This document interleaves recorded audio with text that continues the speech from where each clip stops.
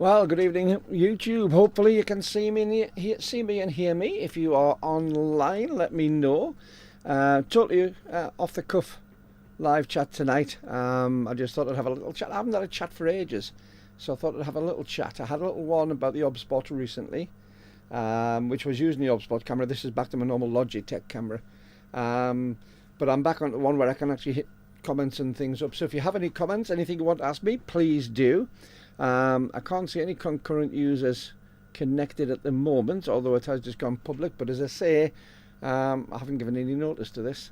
So I'm talking to myself at the moment, which is normal for me, or pretty normal for me. I'm just going to take my fleece off. Not be a second. It's a little bit warm in here. There'll be some background noise because the where my office is, I have a central heating boiler straight behind me. So if there's any noise that you get, then you can see that. Good to see. 10 people. Hello. Hi, Brian. How are you doing? From Michigan. I remember you from the last time you were on. Good to see you.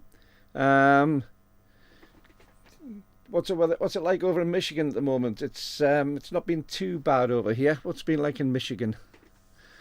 Let me know what the weather's been like over there.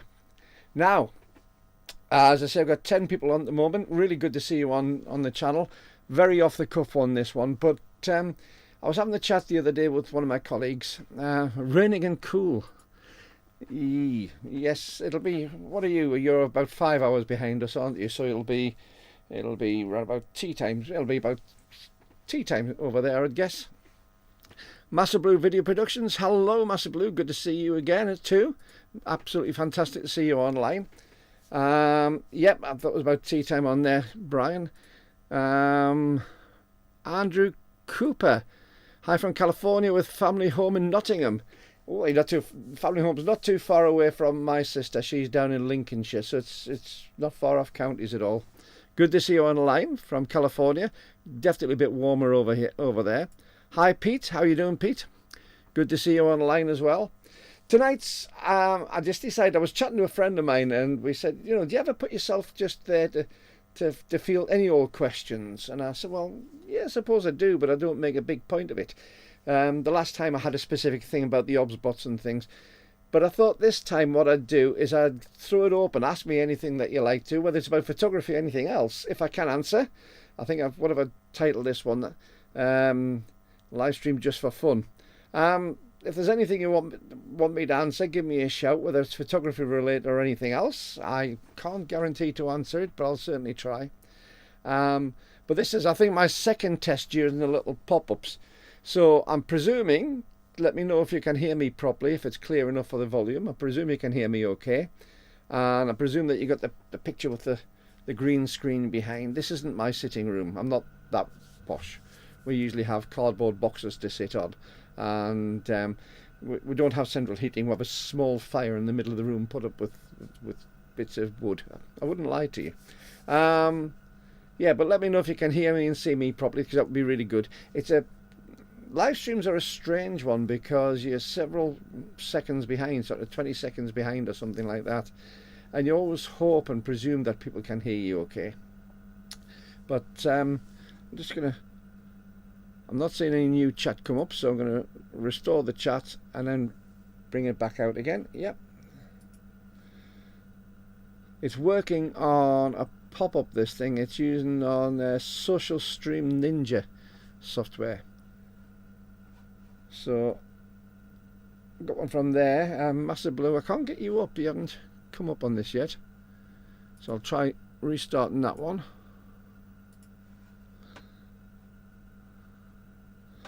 But it says, I'm in London on holidays from the 22nd of April. What camera would you bring? I can't get your thing up there. I've got Pete still online on the thing. What camera would I bring to London? I would probably bring one along which isn't too conspicuous. There's an awful lot of people in London these days. It's a nice city. It's a beautiful city. But whenever I've been to London, I've always been a little bit wary for people stealing things.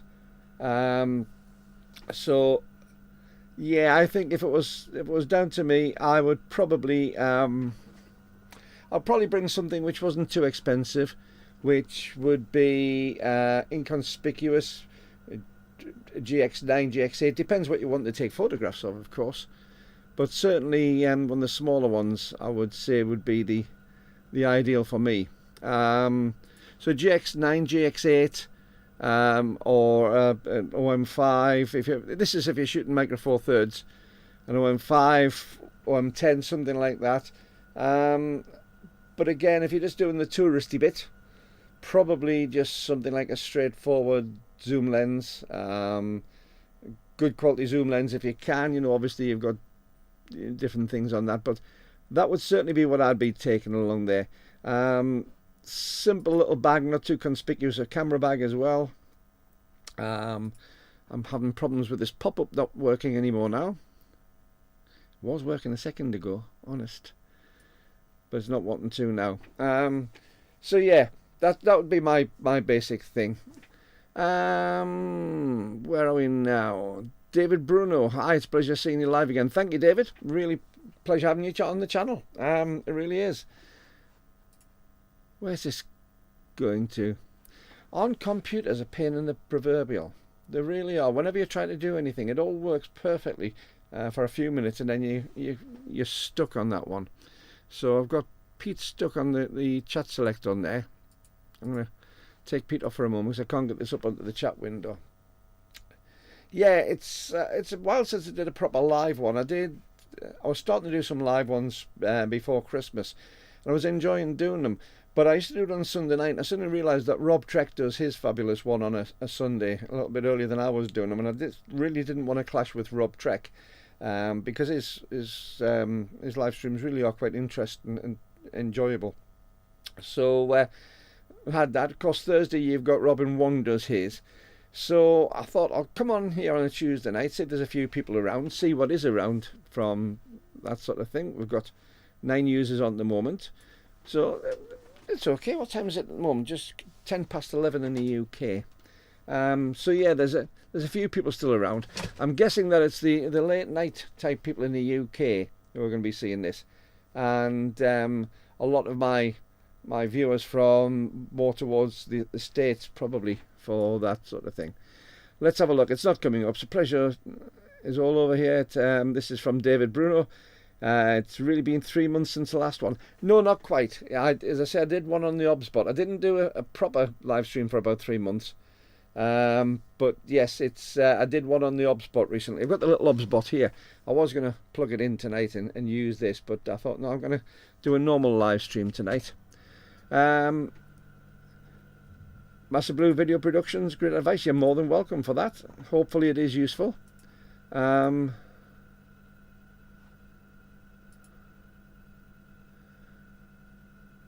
going to try switching these on and off, because there's all sorts of things you can do for these things to get them to work.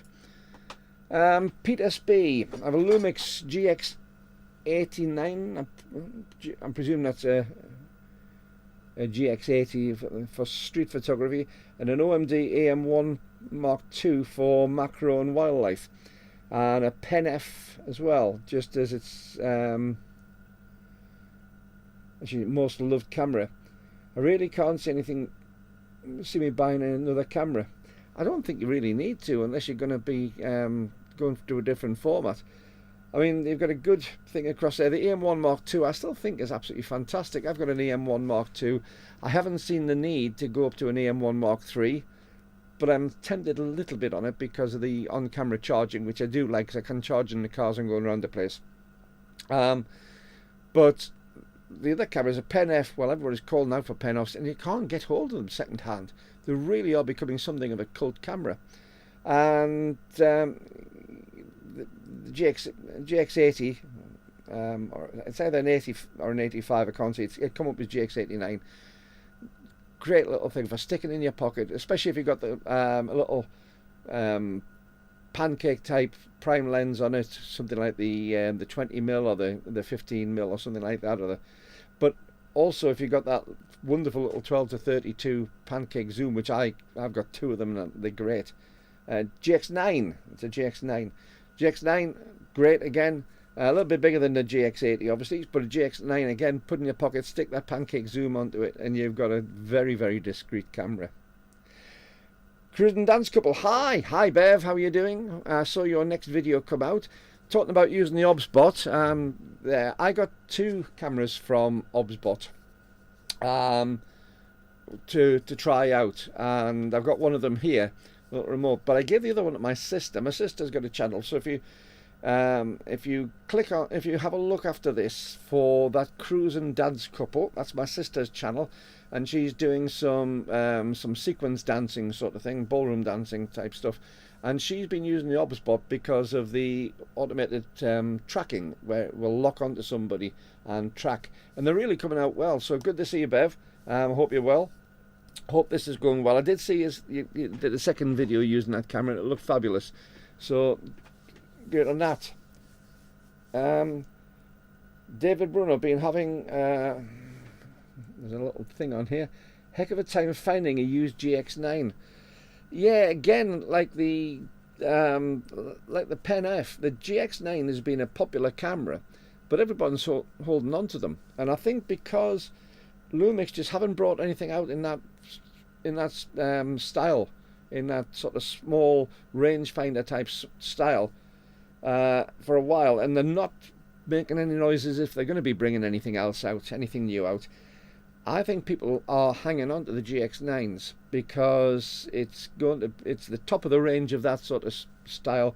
It's the top of the facilities on that sort of style, and it just does worry me that that's going to be the last in that style. It has drawbacks. It's one of those sort of cameras which I just wish it had a microphone socket on the side. If that camera had a microphone socket on the side, it would be a total different entity for me insofar as photography, because it would make a great little vlogging camera. Shame it doesn't.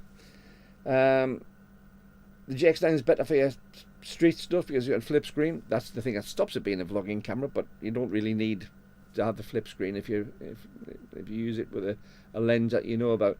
But yeah, the GX9 is just nice to fit in the pocket. I said before when I was saying the Master Blue video productions, bringing a camera of that sort of style across to the UK would be absolutely fantastic in the centre of London where it's busy and you don't want people necessarily taking too much of an interest in your camera. That would be a great camera for me to use. And you're absolutely right, for street photography I don't think it can be beaten in the affordable stakes, and you don't need anything else more than that.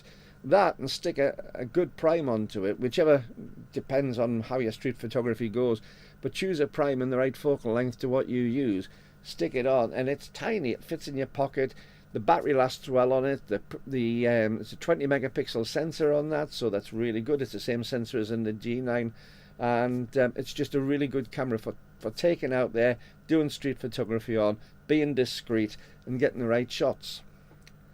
David Bruno again, thank you for the GX9 response. I know you covered the Ollie 60mm macro last year. I did. Just watched the other day. Thank you for watching again. But have you also looked at the Laowa 50mm 2x macro lens? I'm torn between the two. No, I haven't. Couple of reasons. First of all, I don't have one. They haven't offered me one to test. But also, I believe the Laowa is fully manual. Now for macro work that's not too bad because you're going to be sitting it into that sort of area anyway, but as a lens to use, I've got a couple of lenses which I've been given in the past. They're up there somewhere, a couple of manual lenses. I get on okay with manual lenses, but I'm not a great fan. I've become very lazy over the years. I'm old and lazy on that, so being having it as a usable lens, I do prefer autofocus lenses on that now. I'm just going to try and pop this out again, see if it will work, because it's not wanting to work at the minute. But yeah, that would be the biggest drawback for me, but it doesn't mean to say they're a bad lens. It just means to say that it doesn't particularly suit me too well. So yeah, the lower 50mm would be one to look at. If they want to send me one to try, I'll be more than happy to try it out though. If you do get one, let me know about your opinions on it as well, because I'm just going to pop that away because I keep on banging into the side of the printer. I am very much in the idea of taking the advice from people on this channel. As much as I try and give my opinion, I'm very open to other people's opinion on kit, because other people use kit in different ways to me. It's all very well having a YouTube reviewer saying, oh, you want to buy this, it's the best thing since sliced bread. But how I use something is going to be different to how you do. So if you do get it, please let me know on that one. I don't know if you can hear the boiler going away in the background. It can be painful insofar as the sound from it. This is not one to play at all properly. The chat just doesn't seem to want to work. Never mind, we'll get round it. I'm looking at the small chat box, but I can't put it up on the screen, which is the reason I'm back onto the OBS. As I say, thanks for that. David's just said, absolutely, thank you. The lower needs to hook up with you to review the unit. Yes, I'd be very open to that. Speaking of hooking up and reviewing units, and we said about the OBSBot before, I've done a lot of product testing and things at the moment, and it really tears me. I've got things like the little Zoom 600 Lite, which I reviewed recently, and oh, we're back again. Got the Zoom CX100 Lite, which I reviewed recently, and I've just had another one which I literally put up yesterday, which is the X60 version of this, which is slightly higher. The Molus is a slightly higher one with a removable battery. I'm very careful about what I say yes to testing. If I'm not keen on the idea of actually using something, I won't say yes to it. It really gets me, some of the people that you see reviewing all sorts on YouTube, and you think to yourself, are you really going to use that? Are you really ever going to actually use that? And are you just saying this because you're being paid and because they're giving you something, or are you saying it because you honestly believe it? And at the moment, I've tested probably 3 different manufacturers' things properly. I've tested the Ken Faith, the K&F Concept tripod, which I thoroughly liked. Took it to Cyprus with me, thoroughly enjoyed it. I've been trying out the Zoom lights. I've really got into the idea of trying to use constant lighting if possible. I used to do an awful lot of high volume lighting work, photographing school children, primary school kids and air cadets and things like that. And the problem with using strobes or speed lights for them. Speed lights are great. They're nice and portable, nice and light and self-contained, battery operated. But you always get that sort of thing, just as you're about to press the shutter, you press the shutter and you get the blink. And it causes a few little problems. So the idea of constant lighting to just settle people down so they're not preempting that shot. You can talk to them, your lighting's spot on, it's going to be ready, has been of interest for me for some time. The problem is trying to get lighting which is powerful enough and light enough and compact enough has been difficult. I've been using a Godox 60 watt light, which is about the same size as my studio strobes and just as heavy and mains operated. But it gives out light. That's wonderful, but it was awkward to use. So these have really been interesting. So the idea of using these Zoom lights, and I've got an even more powerful one coming, so watch out for this, is great for studio. I am maybe getting a more powerful one. I can't tell you much about that at the moment because I don't know much about it yet at the moment. But if that works out, that could be a really good one for taking outside, for where I've been, to add that little bit of punch in an outside shot during the day. If you've got enough power, it'll do that. So that's what I'm looking at. The other one, of course, that I have tried has been the OBSBot. This was the one which is an unusual one, because this is the one I actually didn't know if I would use or not. So it was quite a tearing apart insofar as my integrity. As it happens, I've used it a lot more than I expected to. So that's my general thing on using things. The lights I'll use, and if I get any more for test, I will quite happily test them because I use lights a lot.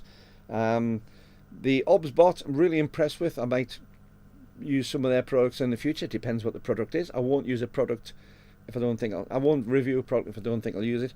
And the Ken Faith I've really been knocked out with them as well. So that's the thing. But I've probably rejected for those 3 companies I've taken on, I've probably rejected another 20. So that's my general thing on it. Right, we've got this working. Pete SB.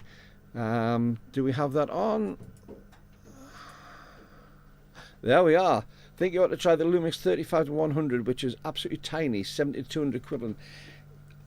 It's a lens I've really fancied for a while, actually, because there's 2 lenses, and they're both on the Mark III version, which is the 12-35 and the 35-100. And they're both f2.8 lenses. They're on the 3rd version, so they're fully weather sealed. They're very fast lenses for a zoom, for a Micro Four Thirds zoom, and they are small. They really are small. What's put me off for the 35-100? I've used that one. Sorry, the 12-35. I've used that one. It's a hair's breadth between that and the Olympus 12-40. That little bit of extra reach in the Olympus 12-40 does take it over the edge for me, but only just. The 35-100, I really think that's a good little lens, and that's a good lens for doing the portrait work that I do as well. So I'm interested in that lens. So I might actually give one a try. There we are. Where are we? Yeah, that's David Bruno and Pete just talking about which lenses are there. So yeah, Roger Santos. Hello, Roger. Love the channel. Thank you, Roger. Recently went to Sedona, Arizona, and took my Pen 8 with Pen 8. Awesome hiking pictures, but I've been thinking of getting a GoPro. Any suggestions for action cameras? No, but if my sister's still on here, if you're still on, Bev, from that cruise and dance couple, let me know what your thoughts are. Stick a comment into there if you would, please, for Roger, because I know that you do use GoPro and you've tried, I think you've tried other action cameras. So if you are still on, Bev, give us a little thoughts on that and I'll stick it on the screen. Personally, I've never used really action cameras like that. I have fancied one. There are a couple, obviously. DJI do one. GoPro, I think it's up to something like the version 11, the Hero 11 or something like that. I know that Hub Nut 2's a car channel from the UK. He was using a DJI one and thoroughly and like that. But if there's anybody else, anybody else on here, give me some comments on what you think for an action camera. I have heard lots of moans about GoPros, about battery life and about failures and things, but there again, I think they're probably the most successful of the action cameras. And if you've got a huge market share and lots of cameras out there, you can have proportionally lots of failures, but you've got considerably more successes. So it may just be that because there's more cameras out there, you hear of more going. So I really don't know. Anybody else who's got an action camera or a review on action cameras, please leave me a comment there and I'll put it up for Roger. But nice to see you, Roger. Thank you. Yeah, it's just got used for the Pete and Bruno. David Bruno, I have a Ollie 60mm macro. It's perfection.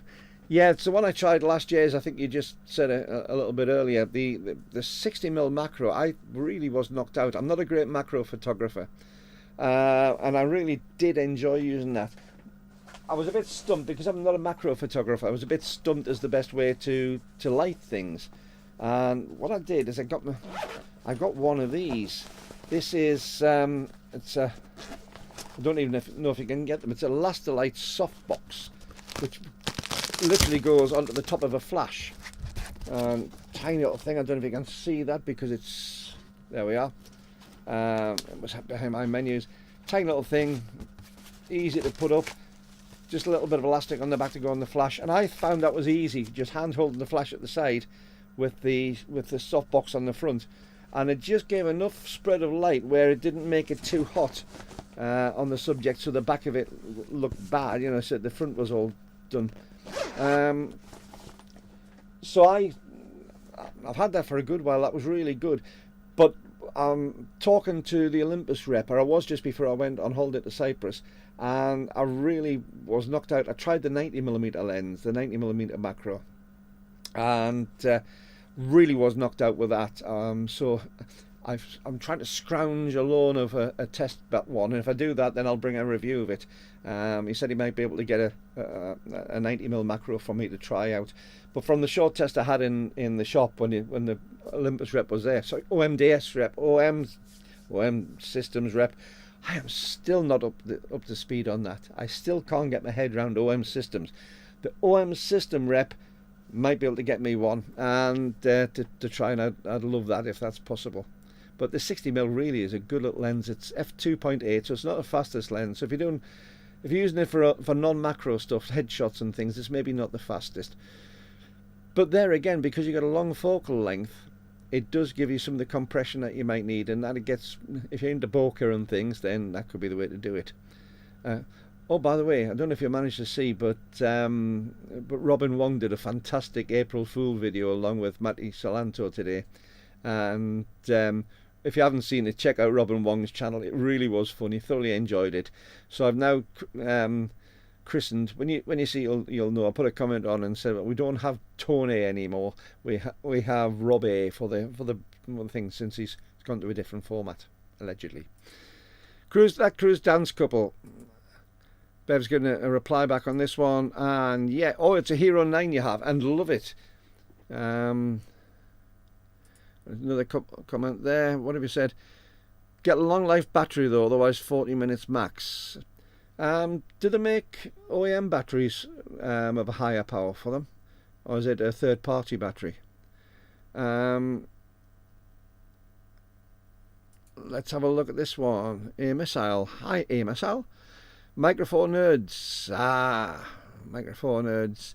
Just had a rather flattering review of the Insta360 Go 3. The Insta360, that's the, I think that's the DJI one, isn't it? Yeah.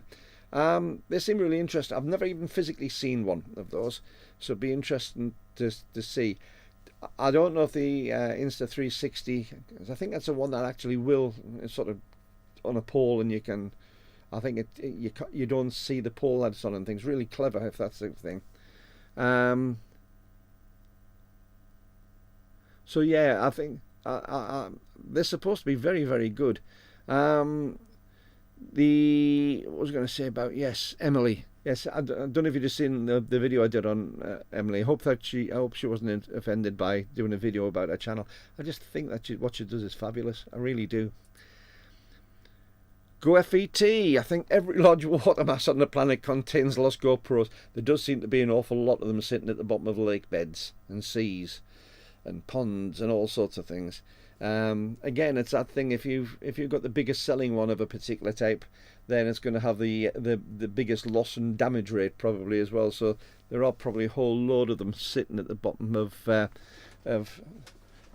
there's living in the Lake District as I do, on the edge of the Lake District. There's probably the greatest concentration of GoPros in the world sitting just a couple of miles from me, and none of them accessible anymore. I did say thanks, by the way, for everybody who's got back on the comments about the action cameras. If there's any more comments, keep them coming. And again, keep any more questions if you want. This is a free-for-all session. I decided I was going to just make the free-for-all, see what you want us to talk about. Very much on to you. 22 people online. Great to see you all, 22 people online. If you're enjoying this, give us a bit of a thumbs up if you would, because it does really help. I did have a comment a little while ago about, do you have to keep on saying that about thumbs up and about subscribing? No, I don't. But at the same time, every time I do say that, the count goes up. And I know for a fact that things like the products to review, I wouldn't be reviewing the products and having those so I can actually tell you about them if it hadn't been for hitting that 10,000 barrier. You know, it's that sort of thing. If I want to be able to talk to you about products, then I need to have them in my hand to test them, and people aren't interested unless you're over that thing. But every time I do get a rise, it then suddenly makes the videos more visible. Poor Genius, what a great name with a 5 on the end. I saw this action camera from a relatively new company called Oclu. It has a very distinctive shape compared to others. Have you got a web address for that? If you've got a web address for what they're doing, Poor Genius, stick it up online, because it'd be quite interesting to see that.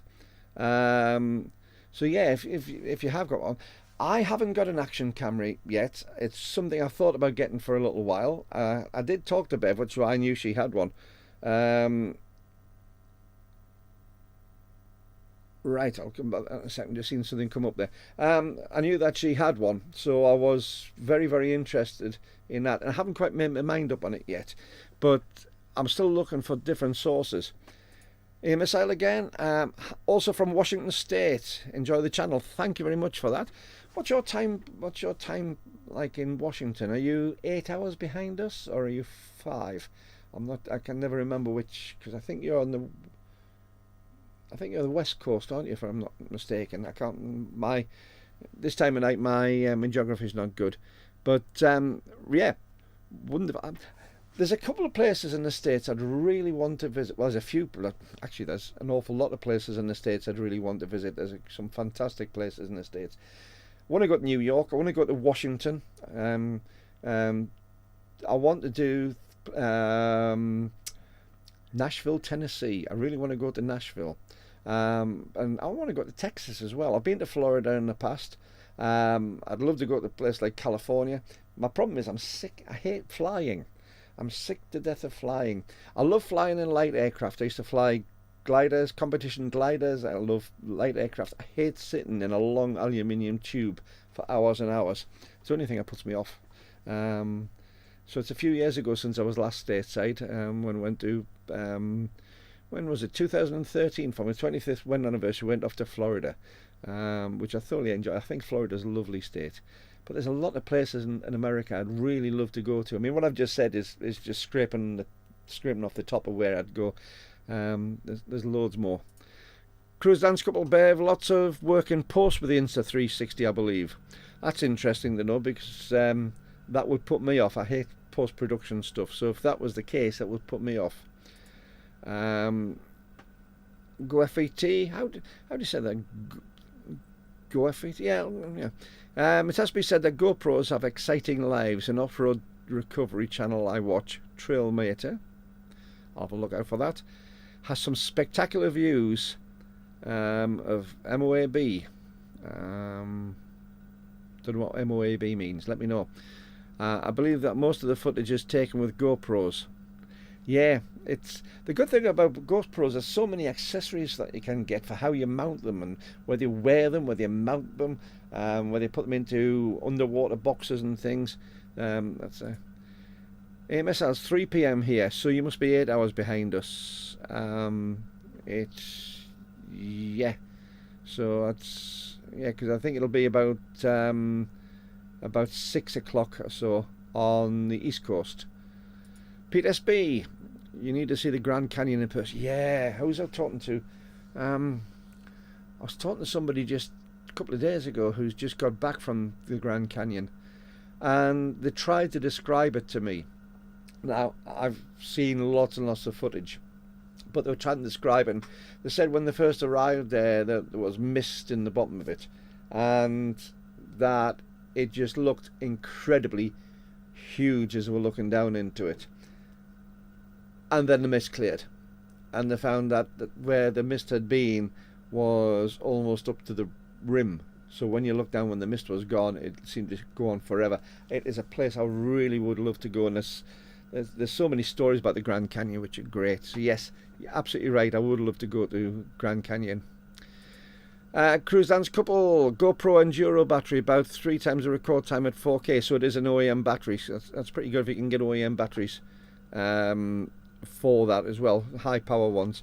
That would be good, so it's going to give you decent recording time. John P, 9:35 a.m. in Sydney, so perfect time for us to see you. Good morning, John. How's Sydney this morning? You've got the big version of our bridge, because I'm from Newcastle, so you got the big version of our bridge. Just a little one across the harbour, isn't it?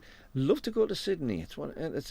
Australia is another one of those. If it wasn't for the flying time, it would be a fabulous place to go to. But if it wasn't for the flying time, it probably wouldn't be as fabulous, because it would be inundated with tourists and things, because it would be too easy to get to.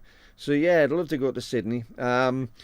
My colleague Andy, who I used to be in a duo with, his daughter lives in Melbourne. He's down there quite often, and he raves about Australia. And there's a lot of people I know from Australia who rave about the place. So nice to see you online, John. Really is good to see you there. Amos Isle, I wish I could recommend our trains, but you'd probably be better off taking a Great American Road trip. Trains over in the States are strange. You'll suddenly be driving along on the road, and there's a train track across the road, just with the signs and things, but no barriers and things to come down. In the UK, you've got barriers coming down all the time and lights flashing and things.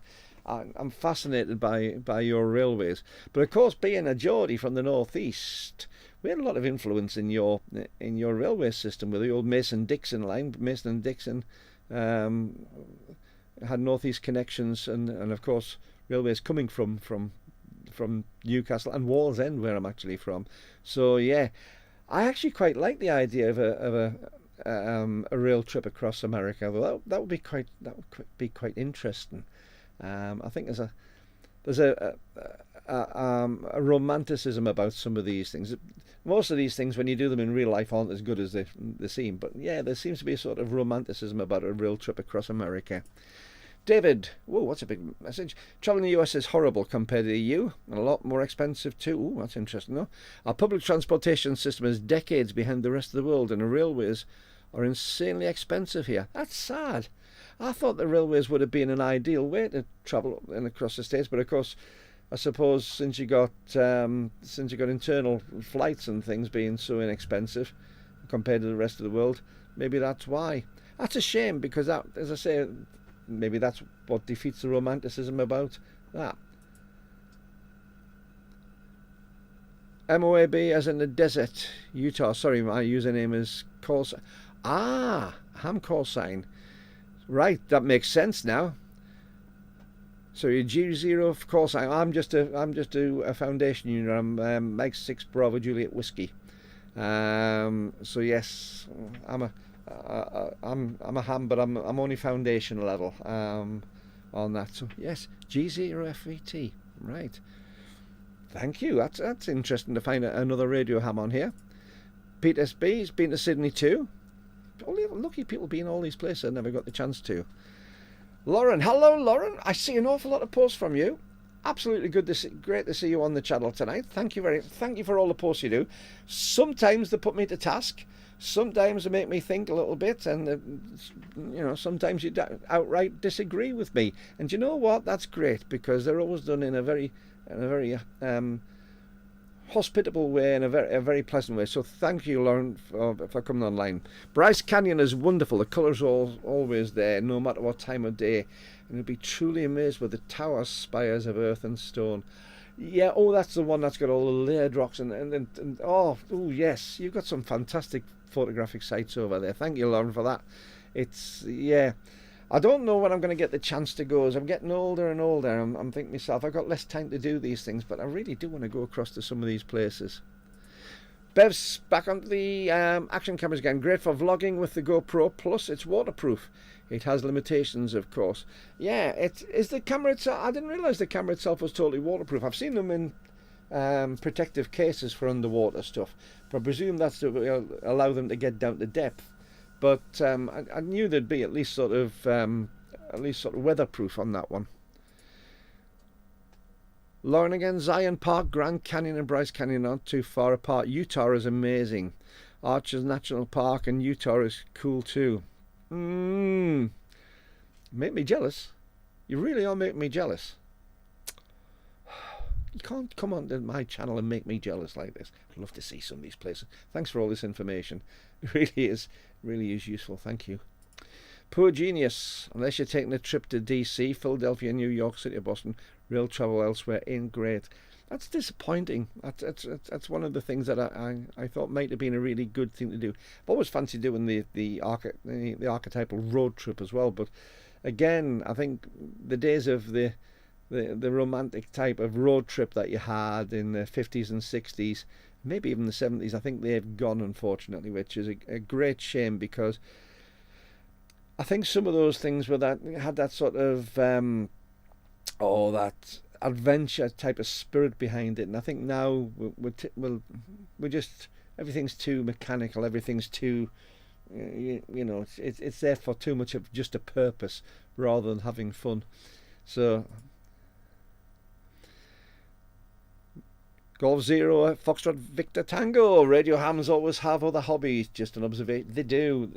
All these radio hams. I used to teach radios to cadets as well, so we got a lot through foundation exams and things like that. And a lot of the people I knew, because I was radar engineer, were in the comm side in the Air Force, and as they came out, a lot of them became radio hams.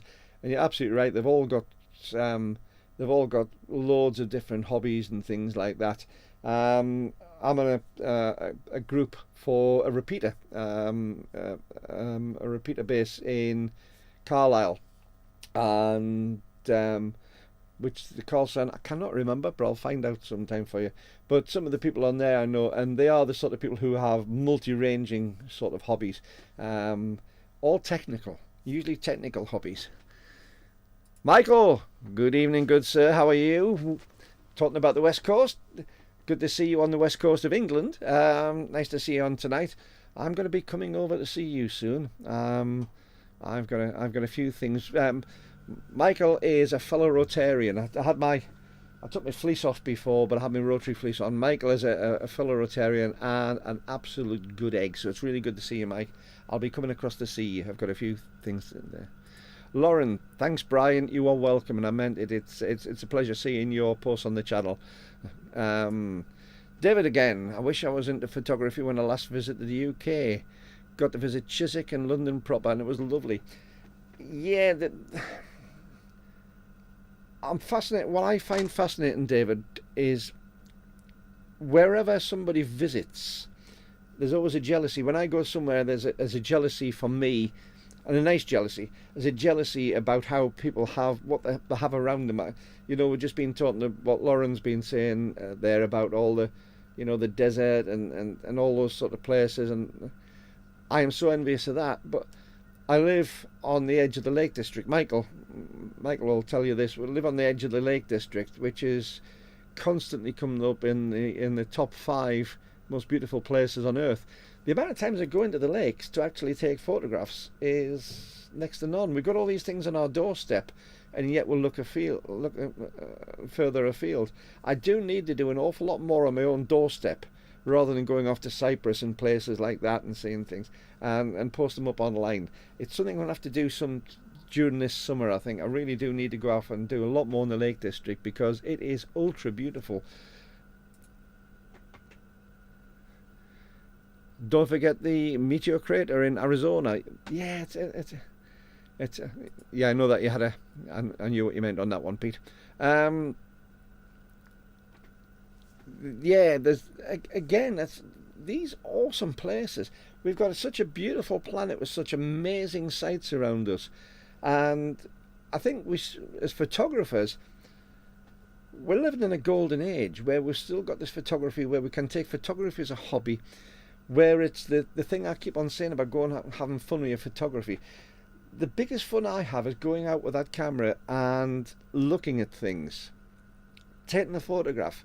Quite often I don't look at what I've actually produced afterwards, and in some ways I could probably take any old camera anywhere, because a lot of what I find is the fun, find the excitement, find that sort of drive is when you've got a camera in your hand and you just go out and you look at something through the viewfinder.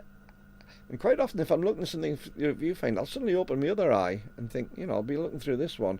I'll open the other eye and think, you know, I'm missing actually all this by looking through this little hole. But by looking at the little hole that you're looking through and through the lens, it gives you a drive to actually take notice of what's there, to appreciate the beauty that's there, appreciate, if you're taking photographs of an animal or bird or whatever, it gives you the opportunity to appreciate that thing you're taking the photograph of, that animal or the bird. If you're taking landscapes, it allows you to see the beauty of the landscape. And even when I'm doing something like portrait photography, you see people, you see beyond just what's in front of you.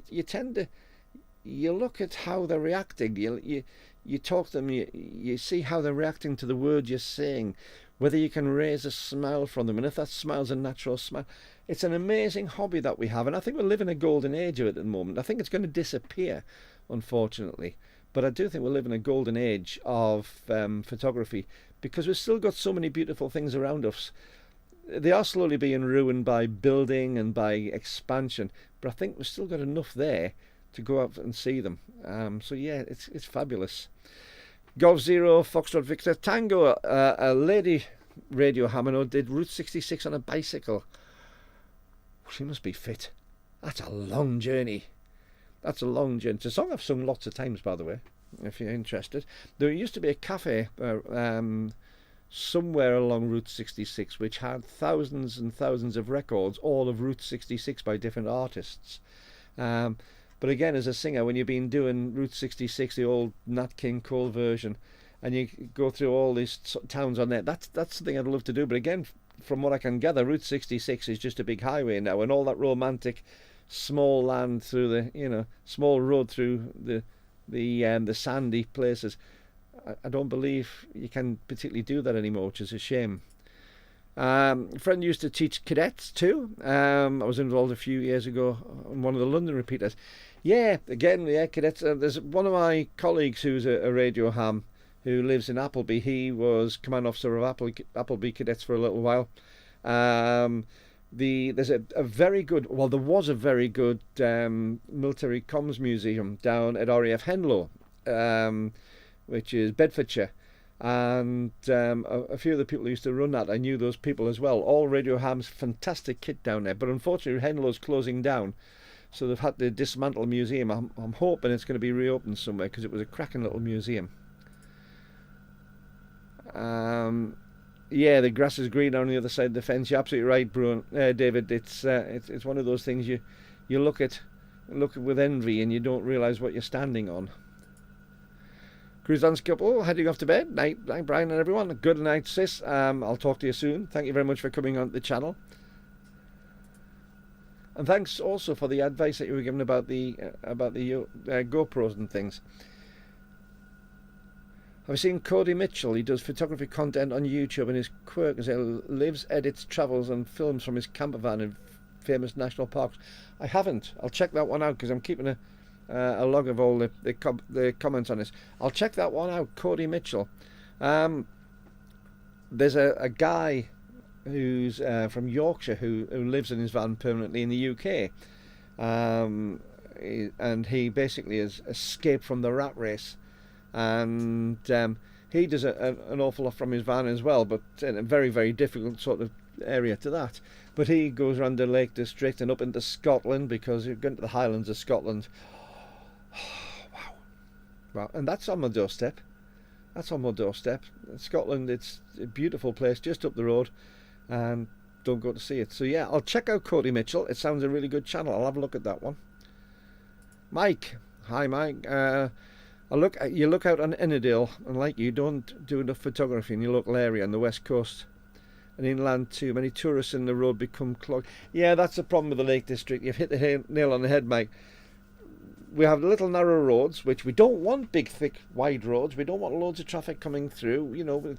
The narrow roads do restrict the traffic, but during the summer months, trying to get through the Lake District can be absolute hell, because we do get so many tourists coming through the lakes. A lot of them, unfortunately, haven't got a clue how to drive on narrow roads, narrow, windy roads in hills.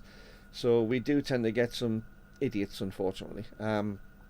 Apologies to the people who come up here who can drive, but we do tend to get a few of the idiots. But Ennerdale, where Mike's looking out onto, is absolutely stunning. That whole area, the west coast of Cumbria, actually, it's a real mismatch of things. Where Mike lives, it's been very industrial in the past with steelworks and coal mining.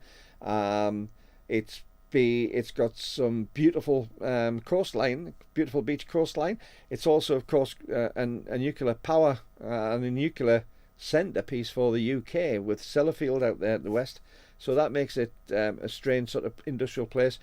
But there's so many wonderful little places, and you look out just inland and look out into the hills of the Lake District, and it's absolutely stunning and beautiful. And I love going out where Mike is. I enjoy going out there. When I was what they call an assistant governor with Rotary, I had 8 clubs I used to visit out that area: Workington and Whitehaven and and West Lakeland, which was at sort of Gosforth area, and all sorts of places like that. And it was an absolute joy going out to those places, because I'd be driving out and think to myself, I'm going out, I'm going out to do something, but look where I'm going, look what I'm passing as I'm going here. And it was almost like going out to do a duty, but being rewarded by the fantastic scenery as you went there. And as I was heading out west, quite often it was evening time, and you're watching the sunsets and these beautiful golden hour sunsets just across the west coast. And yeah, very, very lucky, Mike, to live out there. It's beautiful.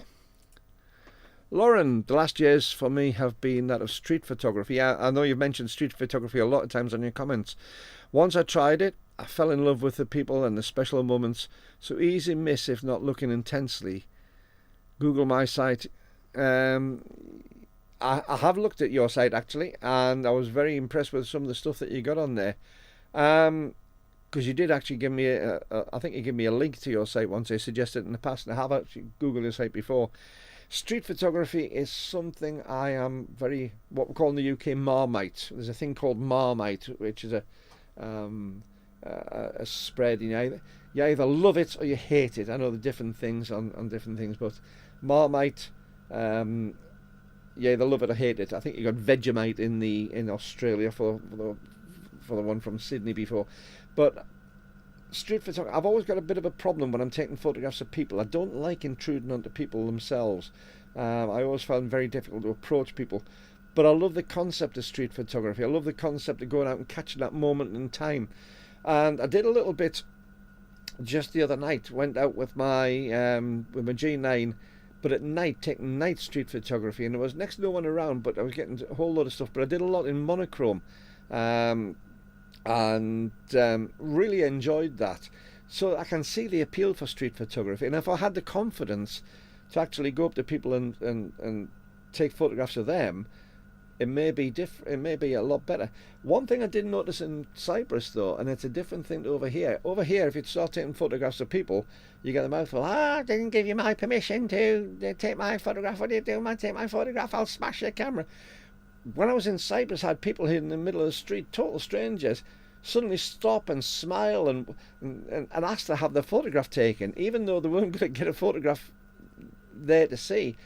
I was amazed by the different attitude. So maybe in a different country I would feel more comfortable, but I was quite surprised how easy it was to do street photography in Cyprus. The other thing is, in Paphos, I was taking photographs of buildings. I did a video when I was over there, which has shown some of the buildings at night. And I never, what I said about London, about worrying about having a camera which is a little bit fancy and things. In the middle of Paphos, at 1 in the morning, I had a tripod, I had my camera, I had my GX8, which is a silver GX8 as well, but had that, and I never once felt in the least bit threatened that I was going to be bothered for my camera.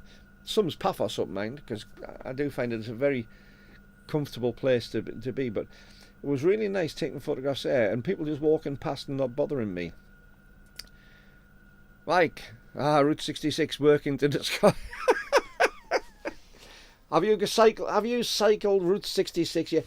For those not to know, for my American friends who are online when we're talking about Route 66, there is a road, the A66. Our primary roads over here start with an A. So we've got the A1, which goes all the way from Edinburgh down to London, and the main one up here from the across the east and west coast. There's one which goes from Newcastle across to Carlisle, which is the A69, which is where I live on. The next one down is the A66, which goes from a place called Scotch Corner. It actually goes to Darlington, by the way, Mike. It goes beyond Scotch Corner, it goes to Darlington.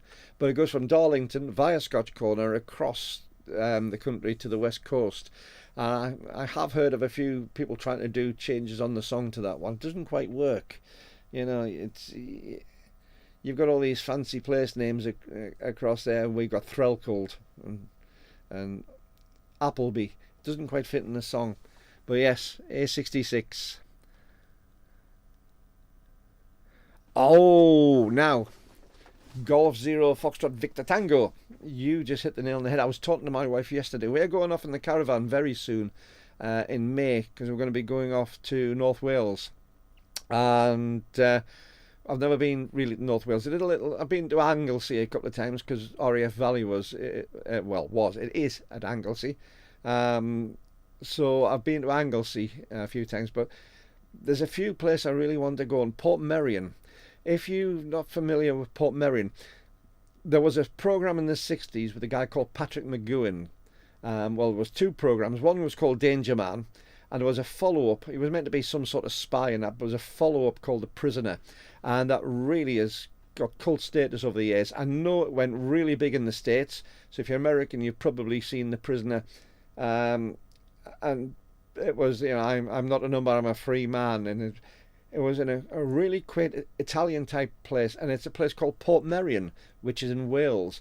And if you haven't seen it, I implore you all to have a look. Just have a look for Portmeirion on Google and see some of the photographs. It is an awesome little place, and we are going down to Wales in May in the caravan, and that's one of the places I've decided I am definitely going to go. So thanks G0.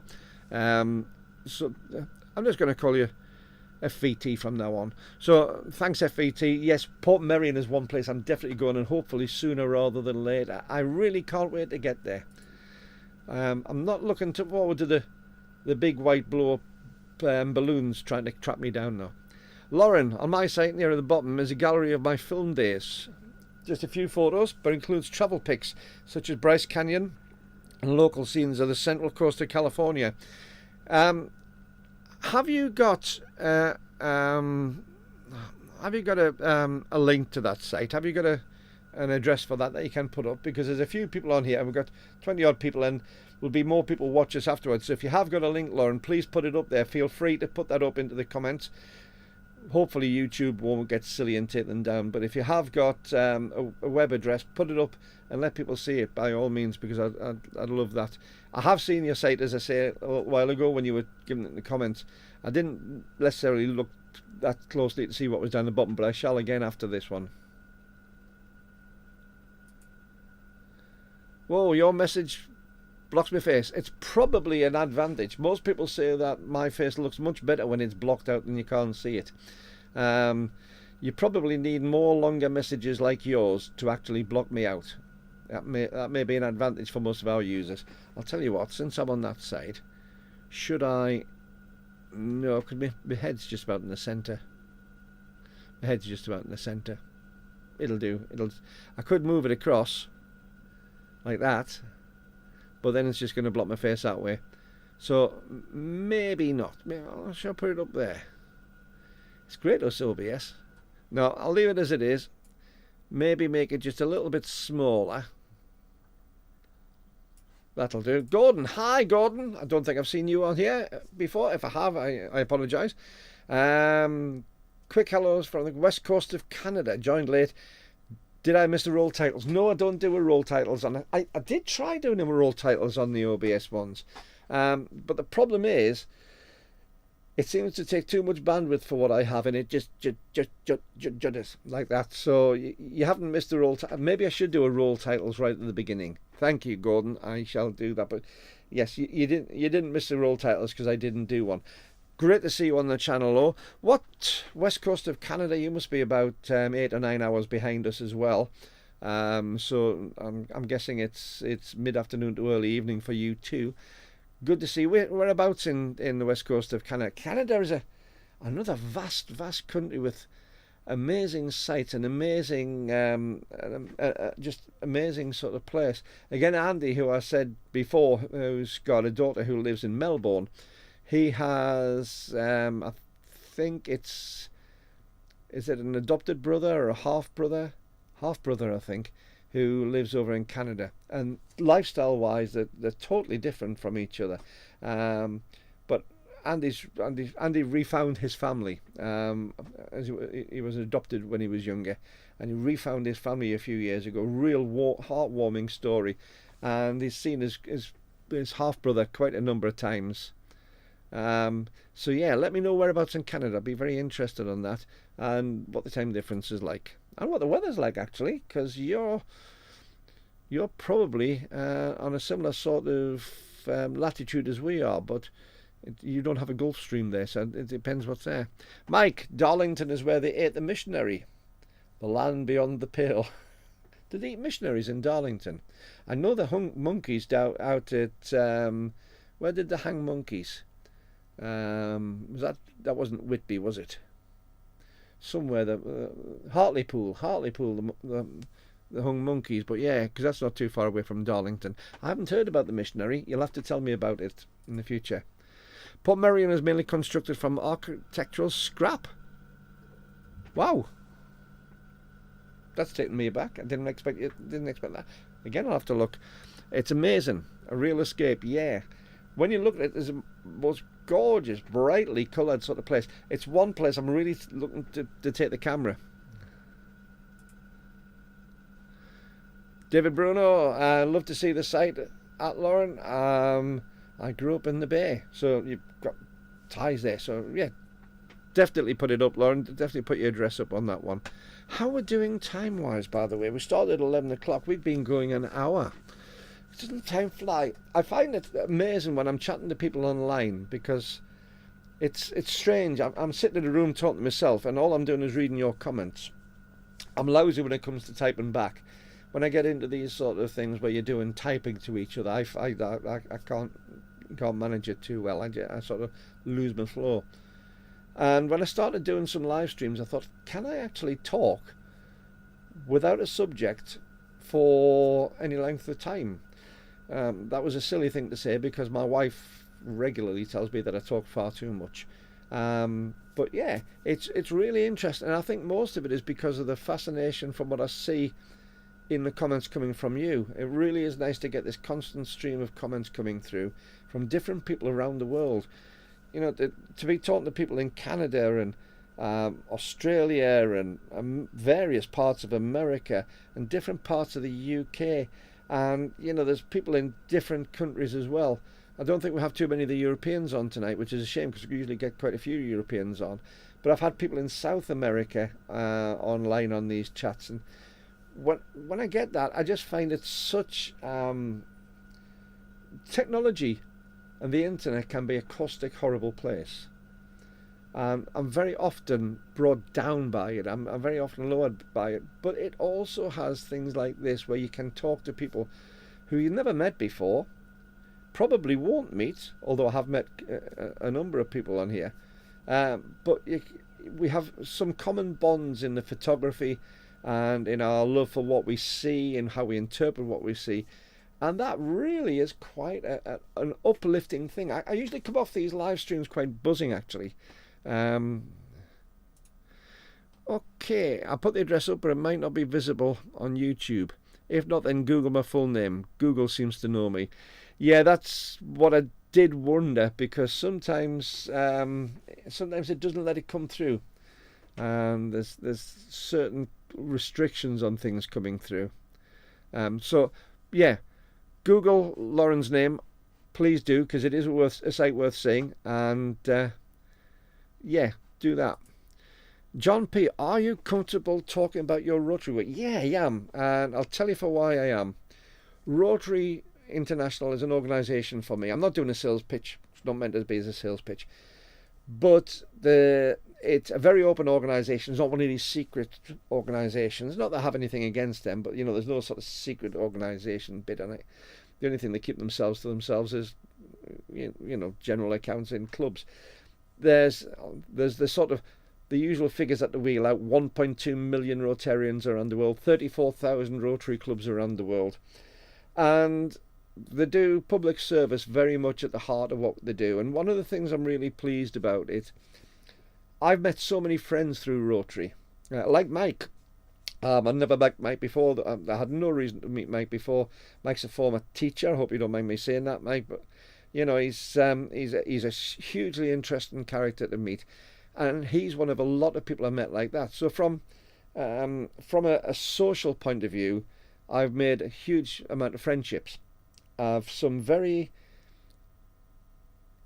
incredible people from all sorts of backgrounds. It's very leveling. insofar as I've met people who, in different parts of my life, would be towering over me in their social position, especially with being ex-Air Force. I've met Air Commodores and Air Vice Marshals, and they are super high ranks, they're 2-3 star general level, who I'm on first name terms with. That would never happen apart from that. But we've been involved in so many projects, putting wells in and into places in the middle of Africa, and making,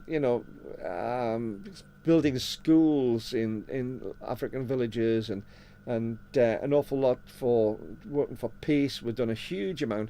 You see a lot about polio. Well, there was 30 odd years ago, Rotary started a campaign to get rid of polio, and it's been a huge movement on that, and we've got it down to just a couple of cases a year in a couple of countries. It's that sort of thing, with an amazing amount of people who do things like that.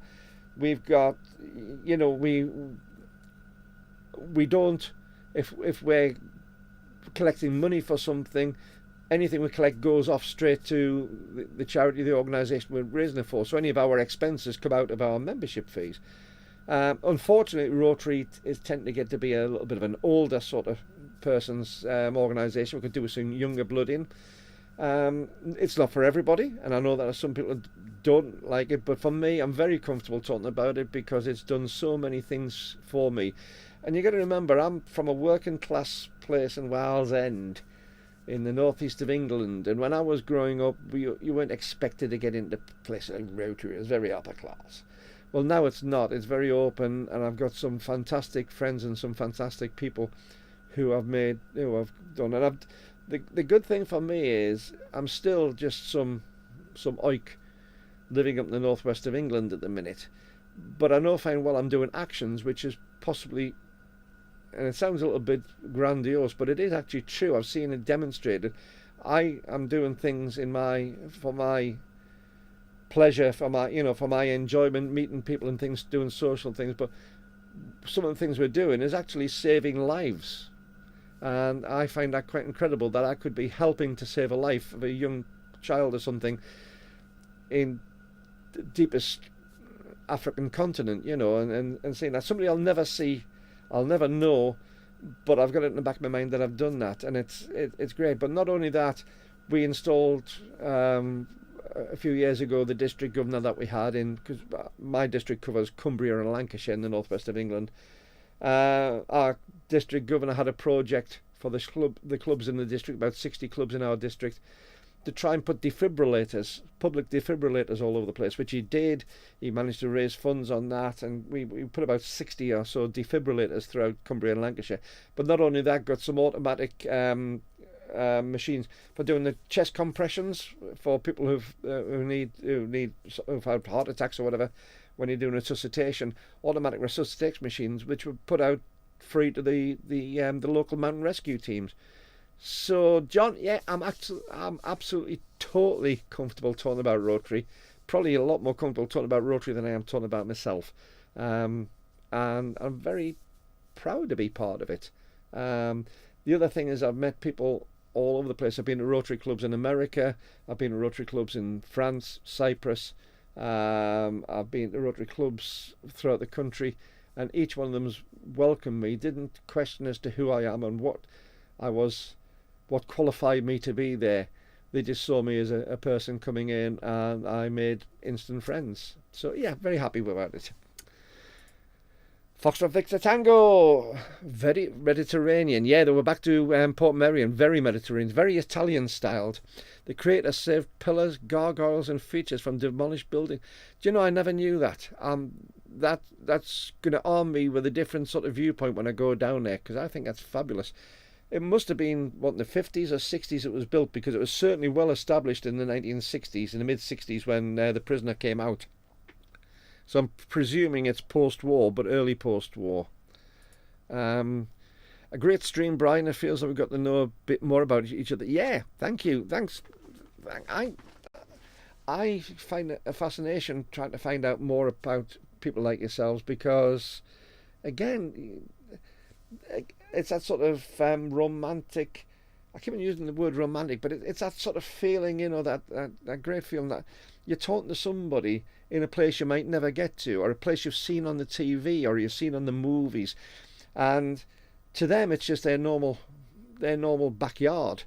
You know, talking to Lauren about California, it's her backyard. You know, just a backyard. It's, you know, look out the window. That's what you got, California, desert. Yeah, great. I look out the window. Or Mike looks out the window. Yeah, we've got the Lake District. But to somebody who's not from there, and the opportunities that you could have, the visuals and the atmosphere and the people, it's magical. So thank you, because it's as much you making me feel good as hopefully you're making each other feel good on that. So thank you very much. Yeah, we do get to find out a bit more of each other, and I don't mind that. I'm quite open about myself on a lot of things on here. I know some YouTubers are very private. No, I'm doing programming. It's private. I don't actually find it very good. In fact, number one son's just walked in the front door, so I can hear the door. Evening, son. Hiya. Yeah. Tony. Cheers, Brian. Always enjoy your live streams. Always learn something. Good. Thank you, Tony. And thank you for joining in the live streams, because without you, it just doesn't work. So, yes, I learn as much from you people as hopefully I ever impart. I always ask for comments. Leave a comment below. Leave a comment below on the stream. And I don't usually reply to a lot of comments. But like I said before about Lauren, there's all sorts comes out. I don't always agree with it. I don't always see eye to eye with it. But I've probably learned a lot from Lauren's posts, which I haven't put back to Lauren. You know, I've just sort of read them and thought, yeah, okay. And sometimes those things can just make you change your viewpoint. So, yeah, I always learn something from you. So thanks, Tony. Mike, service before self, Brian. Absolutely. That's Rotary's motto, service before self. And we do tend to live by it. We have a thing called a four-way test, which basically means about being fair and even-handed things. All these things are being forced down our throats in a politically correct way these days. This is what Rotary's been doing for years, basically just seeing somebody as a person and doing the best by them and as fair as we can. Would encourage everybody to volunteer and help others. Rotary has made me lots of friends from all walks of life. Yeah, it's been quite fascinating for me being part of it, and one of the nicest things ever happened was being asked to join a Rotary club. In fact, I shouldn't go on this, but I'll tell you why I joined more than anything else. I can tell you the exact date and time I joined, or I wanted to join. I hadn't joined at the time. I'd heard about Rotary, didn't know much about it, but it was December the 28th, 2004, at 28 minutes past 2 in the morning. That's very exact. I've been doing a gig. I'm a singer in the UK. That's my main job is actually as a singer. I'm an entertainer. I go out, I sing in clubs, I sing in hotels, I do theatres, I do all sorts of things. And I'm actually a singer. And I'd been doing a gig, and I'd got in, and always switch your TV on. When you've been doing a gig, you're quite hyped up, and I need a cool-off period. I need a period where I can get my head together. And in the UK, there's usually 24-hour news channel, and I was watching the BBC News, and there'd been, on Boxing Day 2004, there had been a huge tsunami which hit places like Indonesia and all these places, and horrendous. It killed tens of thousands of people and left hundreds of thousands, maybe millions of people homeless and in a really bad place. And at 2 o'clock, I'd sat down watching the news, and it had about how some of these countries' governments were turning away aid from Western countries, military aid, and turning down governmental aid, and all sorts of things, and not letting people in. And at 28 minutes past, they usually have a sort of and another thing type story, a sort of strapline type story. And what it was, I saw they were unloading these plastic boxes off the back of a Royal Air Force Hercules, a Royal Air Force transport aircraft. And it was in one of the countries which had refused UK government aid and UK military aid. And it was a thing called Shelterbox. If you haven't seen Shelterbox, please have a look at Shelterbox's site, shelterbox.co.uk or .org.uk, I'm not sure which one it is. But Shelterbox was started by a couple of Rotarians in Cornwall. This was the first real thing I'd seen, and they had the rotary logo on, the rotary wheel logo, which is, I think I've got a rotary wheel, one of those. You've probably seen those in towns and wherever. There, you've probably seen those in towns and things like that in the past. I can't see it, so I'm trying to get the right wheel.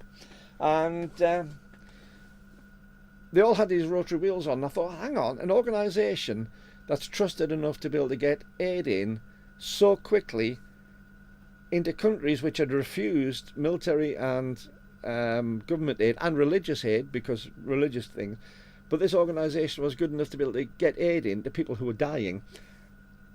I want to be part of it, and that's what it was. So yeah, I've probably bored you all stupid now. If I bored you stupid, I do apologise. Massive Blue Video Productions. Really like your live streams and listen to your advice and stories. Need to go now, but I'll listen to the rest tomorrow. Thank you very much for joining in. Thank you very much for being part of it. I really do appreciate it. You've been on a couple of my live streams in the past, and it really is nice. It's nice to see the regular names coming up. So have a really good night, Massive Blue Video Productions, and I hope to see you on a future stream, and I hope you enjoy watching the end of this afterwards. Foxtrot Victor Tango. I feel spoiled living amongst the Norfolk Broad. Oh, he's down there. Oh, nice. Maybe I appreciate more being formerly a Londoner. Norfolk is again a lovely little county. There's some fantastic things for my overseas participants tonight. Where I live in the northwest of England, on the top left, Norfolk is down towards the not quite right at the bottom. It's southeast, but it's not quite at the bottom. It's a little bit up from the extreme southeast, but it's that bit that sort of pops out a bit. If you're watching, if you have a look at the map, you'll see it sort of pops out a little bit. And very, very flat lands as a general rule. You've got Norwich down there and all sorts of places, but lovely place to go to, and really nice. There's loads and loads. The Broads are these flat lands, a lot of water down there, and there's all sorts of things to do down there. Beautiful place. So yes, I can imagine you feeling spoiled down there. But again, do you get out with a camera as much as you should? Because as I say, I live in the lakes and I don't. Tony, have the Sigma Trio. Oh, so you have the Sigma Trio, so that'll be the 16, the 30. Everything's going to fall off here in a second. This is the problem of having a badly organised desk. So you'll have the 16, you have the little 30, which I did a review on long ago. This is fabulous. And the 56. Is it worth investing in the 12 to 40? Yes. The 12 to 40 is the Olympus 12 to 40 2.8 is a fabulous lens. I did a video about the 12 to 100 saying it's dangerous. Because it makes you want one. The 12 to 40 is not far off that. And we did a little discussion earlier on between that and the 12 to 35 Lumix lens. I put the 12 to 40 better. I think it's probably as close to a perfect lens as you can get in Micro Four Thirds as a general lens. So yeah, I would say it is worth it. It's for general sort of use. You're not having to carry around 3 lenses. These are fabulous. I'm really impressed with these. I know that when I was talking about the Sigma 150 to 600, that I said, well, it wasn't designed for Micro Four Thirds. Well, neither was this. You know, let's face it, this is an APS-C lens. It's why it's so good, because you use centre part, but it really is a cracking little lens. And the one I want next is the 56mm. I have the Sigma, the shiny-sided Sigma 60mm. f2.8, but I really do fancy the 56mm, and these are a 1.4 as well, so they're a really nice fast lens. But yes, I do think it's worth investing in 12 to 40.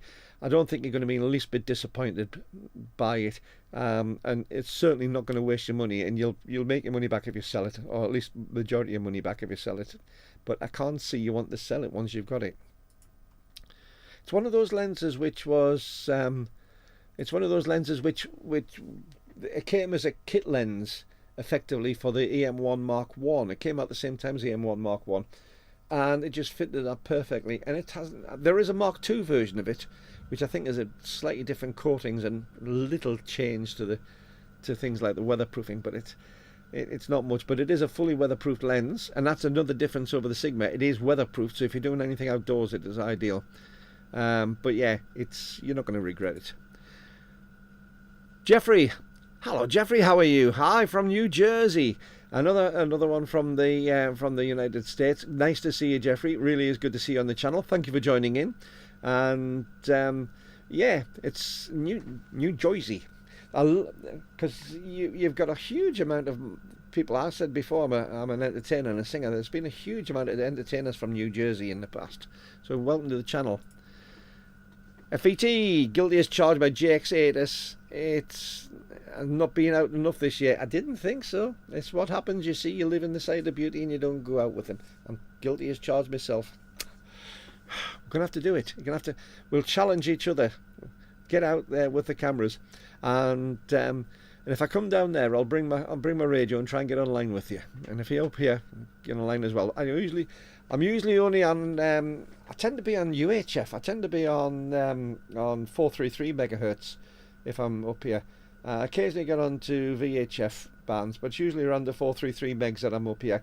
And a lot of time handhelds. I love using handhelds. We get up onto some of the hills and the lakes. Even with a UHF 433 meg, I can reach people you wouldn't believe. You can get down from some of the lakes. You can get down to Manchester, or certainly Preston and places like that, just with a handheld on 5 watts. It's fabulous.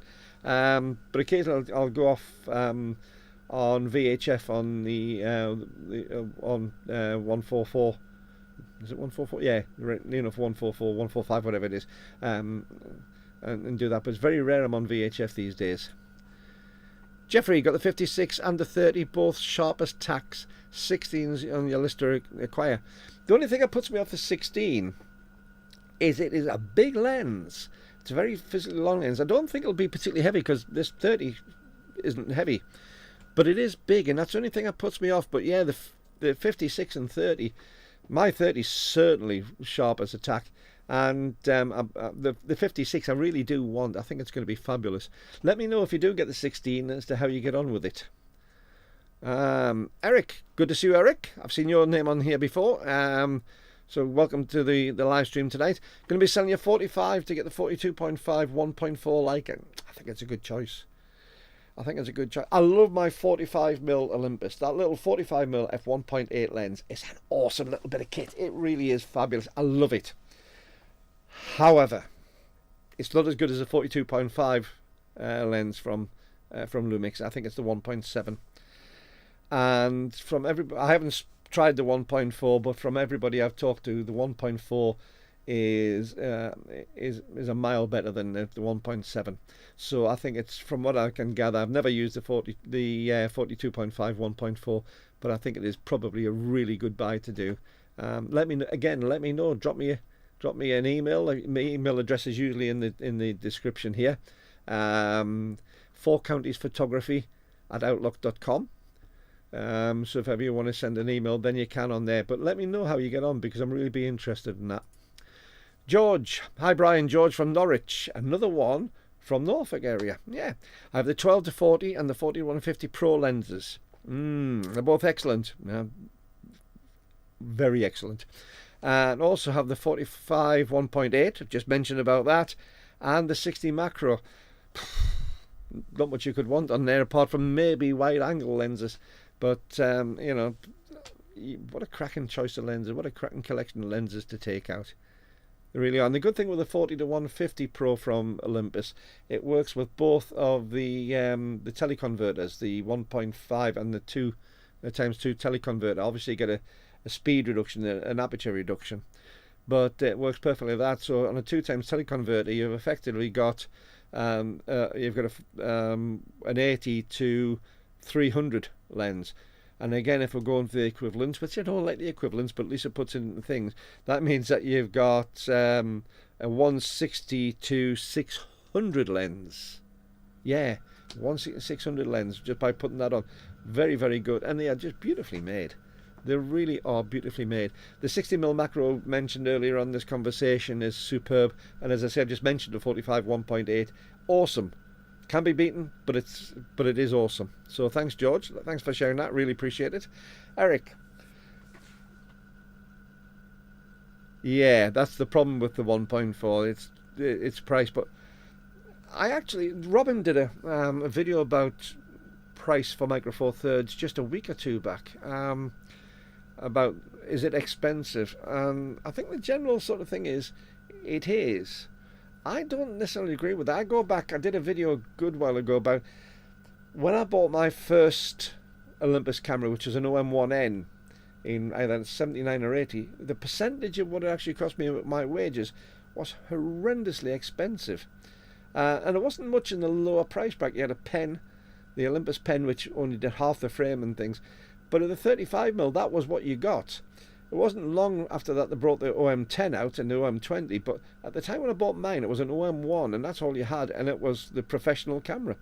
So I actually do think, yes, £1,200 a lot for a piece of glass, but I was paying more than that for Canon L series glass 10 years ago, comfortably more than that for something. So it's not that bad, but it isn't cheap. None of this is cheap.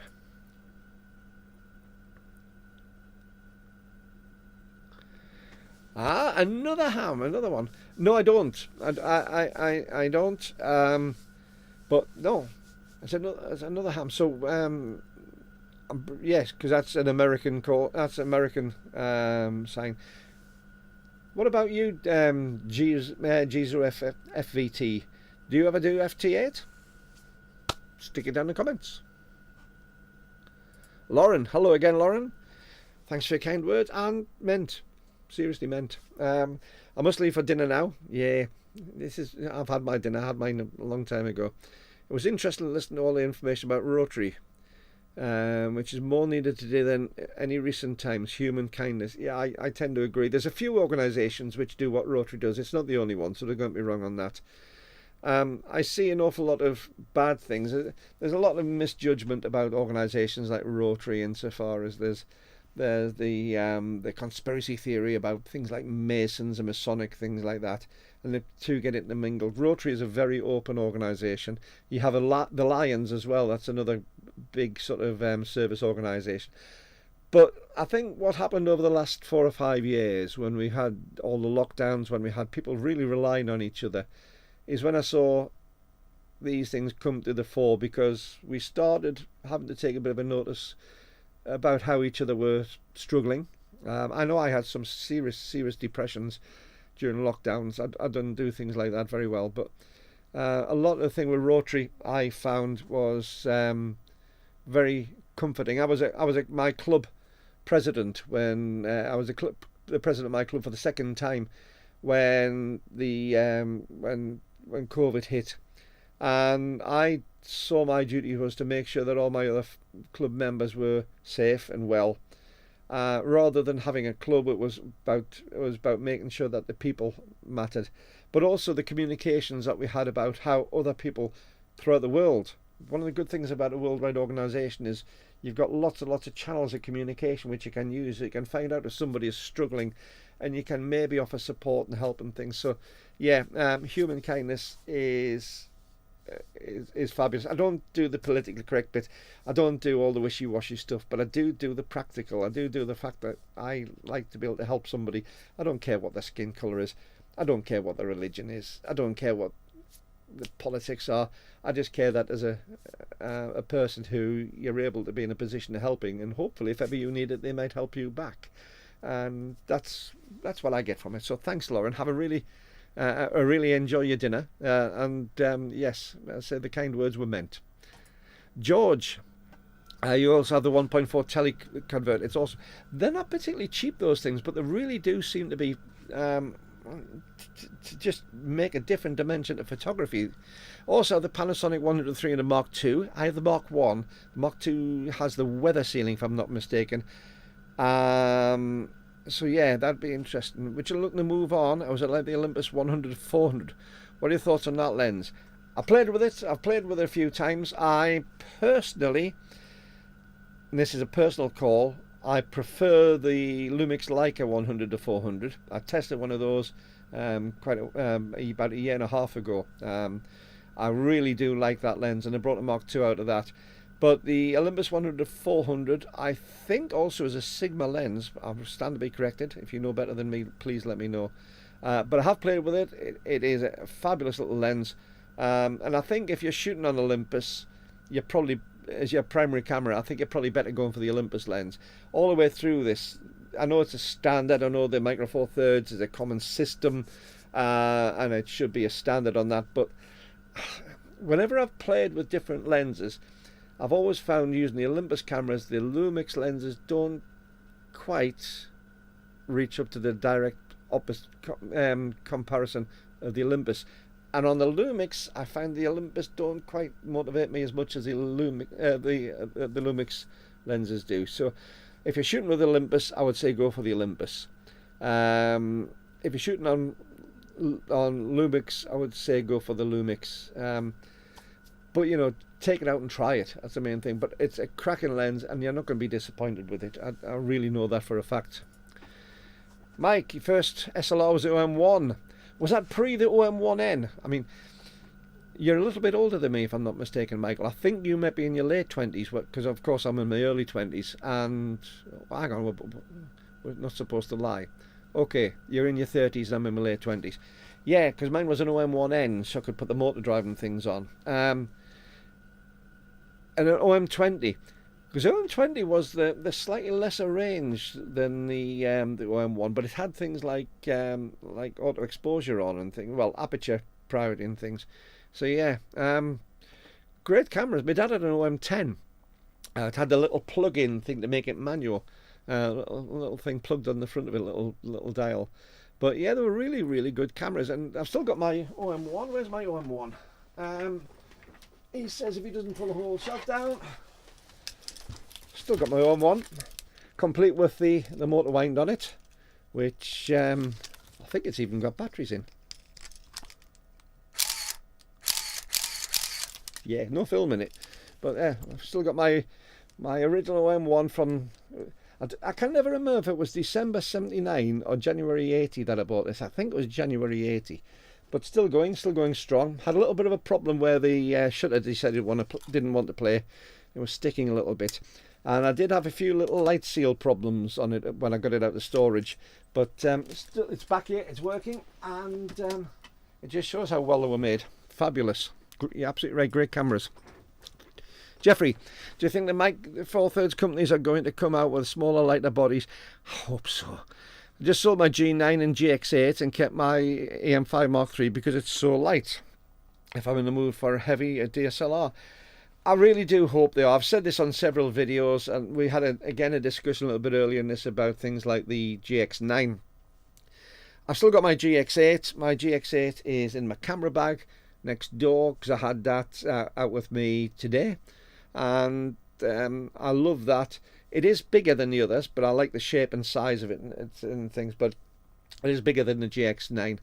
I just hope that they do, because I know that there's always business cases, but I'm not in business. I'm not in the business of making cameras, so I'm allowed to criticise. I'm allowed to not be fair and things, because a lot of people say, oh, well, you know, they are a business. I don't care. I want the camera. I'm a customer. So I really do hope that they bring out something to replace the GX9, because it is a fabulous camera. And again, with the EM5 Mark III, EM5 Mark III, I reviewed one of them about a year and a half ago, my friend Trev's. I love that camera, really good. And it is smaller and neater. But again, well, we have the OM5, so we're lucky on that. We do have the OM5. But there's been a lot of talk from myself as well about a Pen F Mark II. I've seen lots of people criticising and saying, oh, well, business-wise, it's probably not this and it's not that. I don't care. I'm the customer, and I'd love to see a Pen F, and I'd love to see a GX9. The G9, I can understand you selling, because the G9 is a bit big and ungainly at times. Fabulous camera. Got one next door, but it is big and heavy. It's the biggest and heaviest Micro Four Thirds camera I have. The GX8, I think I would love a new GX8. That form factor, even if it is slightly bigger than GX9, I just love that camera. I just want some more updated features on it. I know it's got the 20 megapixel sensor, but it was the first of the 20 megapixel sensors so it's been well superseded. So I'd like to see either the stacked sensor or the 25 megapixel sensor they've got out now. I would love to see more of the options that they've got in the from the G9. Give me a G9. The G9's gone, fine. Give me a G9 in a GX8 body. That would be super.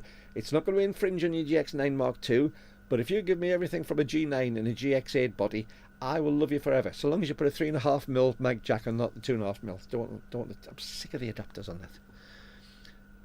Mark Owens. You're not in Take That, are you, Mark? No.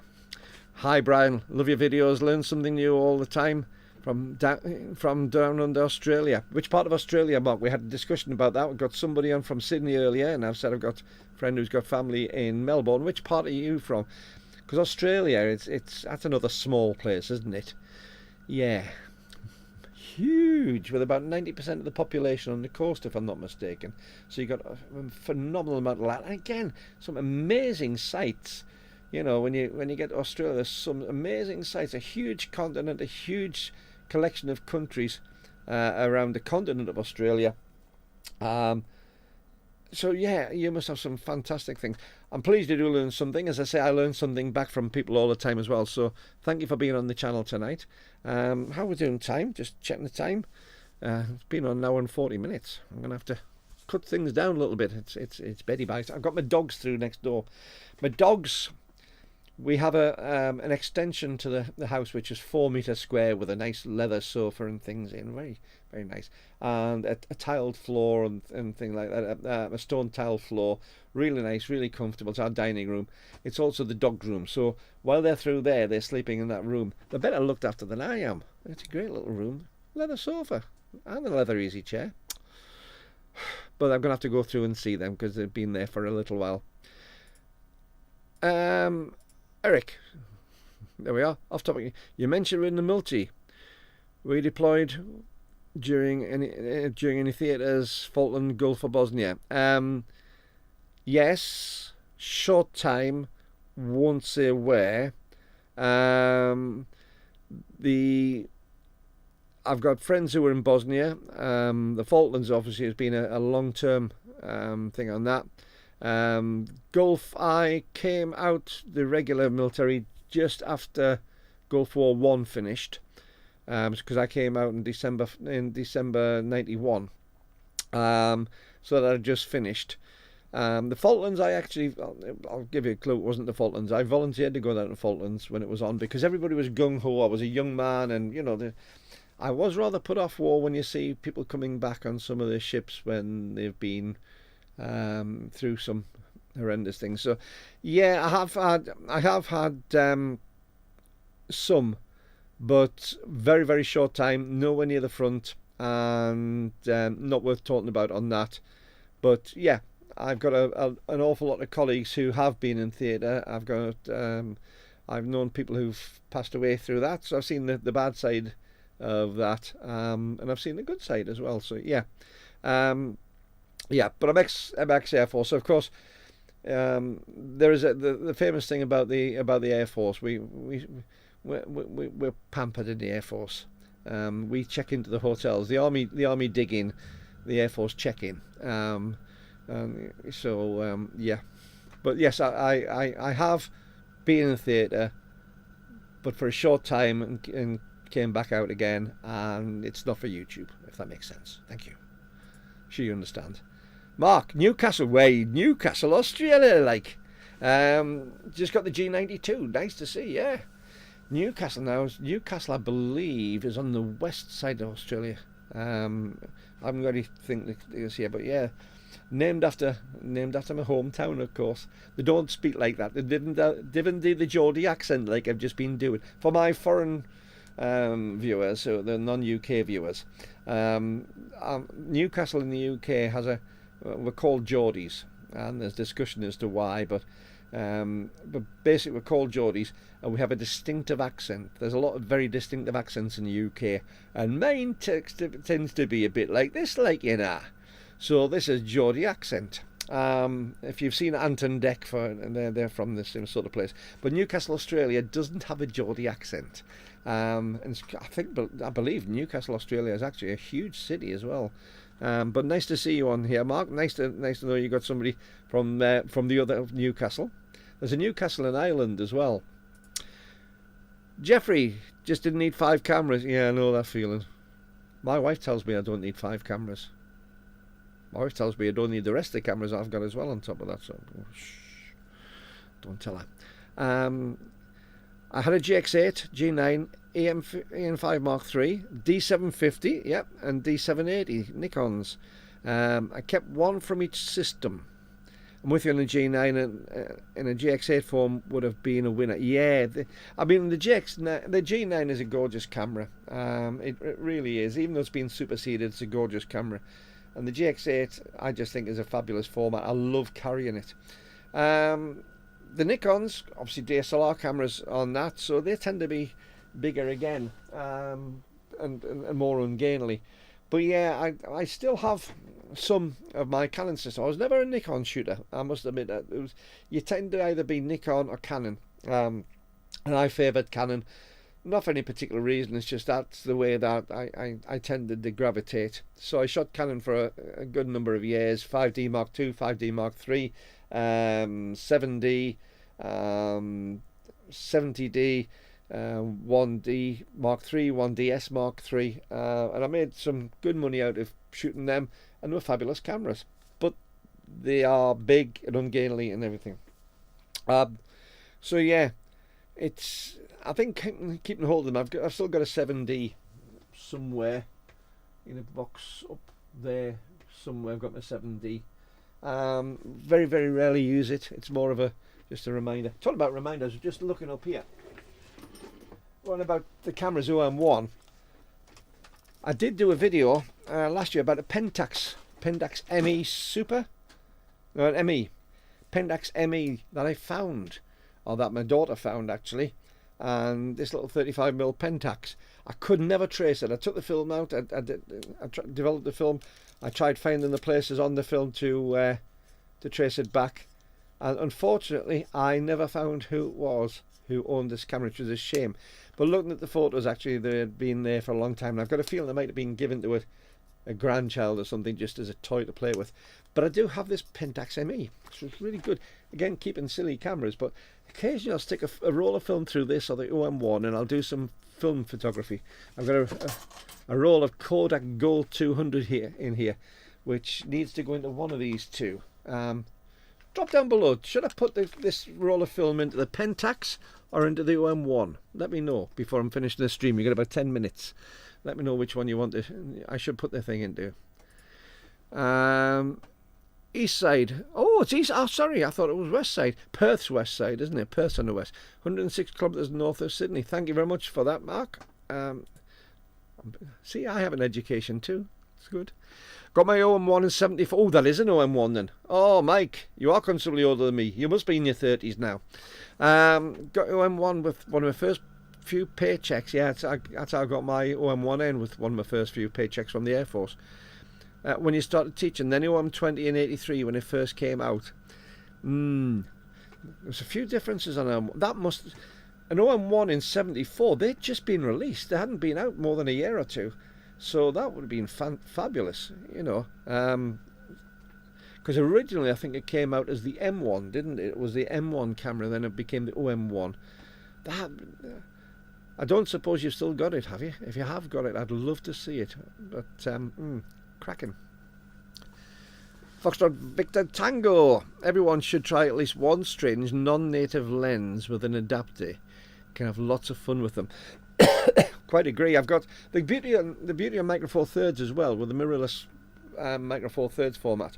You can get adapters very, very easily. Do I have one of my little adapters here? They don't have to be expensive. Yeah, I've got a couple of little adapters here. I think they cost about £10 or £12 or something. Got one for EF mount lens, so I can stick my old EF mount lenses onto the Micro Four Thirds, fully manual, of course. And this one's my OM mount, so I can actually, it's literally just a tube. It's got two fittings on it. There's no electronics. It's totally manual, but it means that I can stick the little Zuiko lens when I line it up onto that, and that gives me a Micro Four Thirds mount, so I can plug that onto it. So I've got a 50mm lens. I did say before about playing around with 7 Artisan and TT Artisan lenses for the when I reviewed them. That's stiff to get off. I might have to take this off. I'll tell you what, it helps if I press the release button rather than the aperture shutdown button. Put this back on the camera. I did test the a couple of manual lenses a year or two back, which were fabulous. But there's nothing to stop you getting an adapter like this and sticking one of your legacy lenses on and just going out and playing with it. And the beauty with digital cameras, doesn't work the opposite way around with the film cameras, but digital cameras, you could shoot all day and it doesn't cost you a penny except for the adapter. And these adapter rings cost next to nothing. So get yourself some adapter rings on eBay. They cost you nothing, and well worth doing.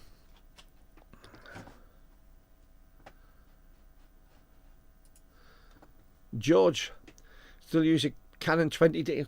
Ooh, yeah, that's a few years old now, isn't it? The 20D, and your 100 to 400 Mark 1 and get good results. They're a good camera.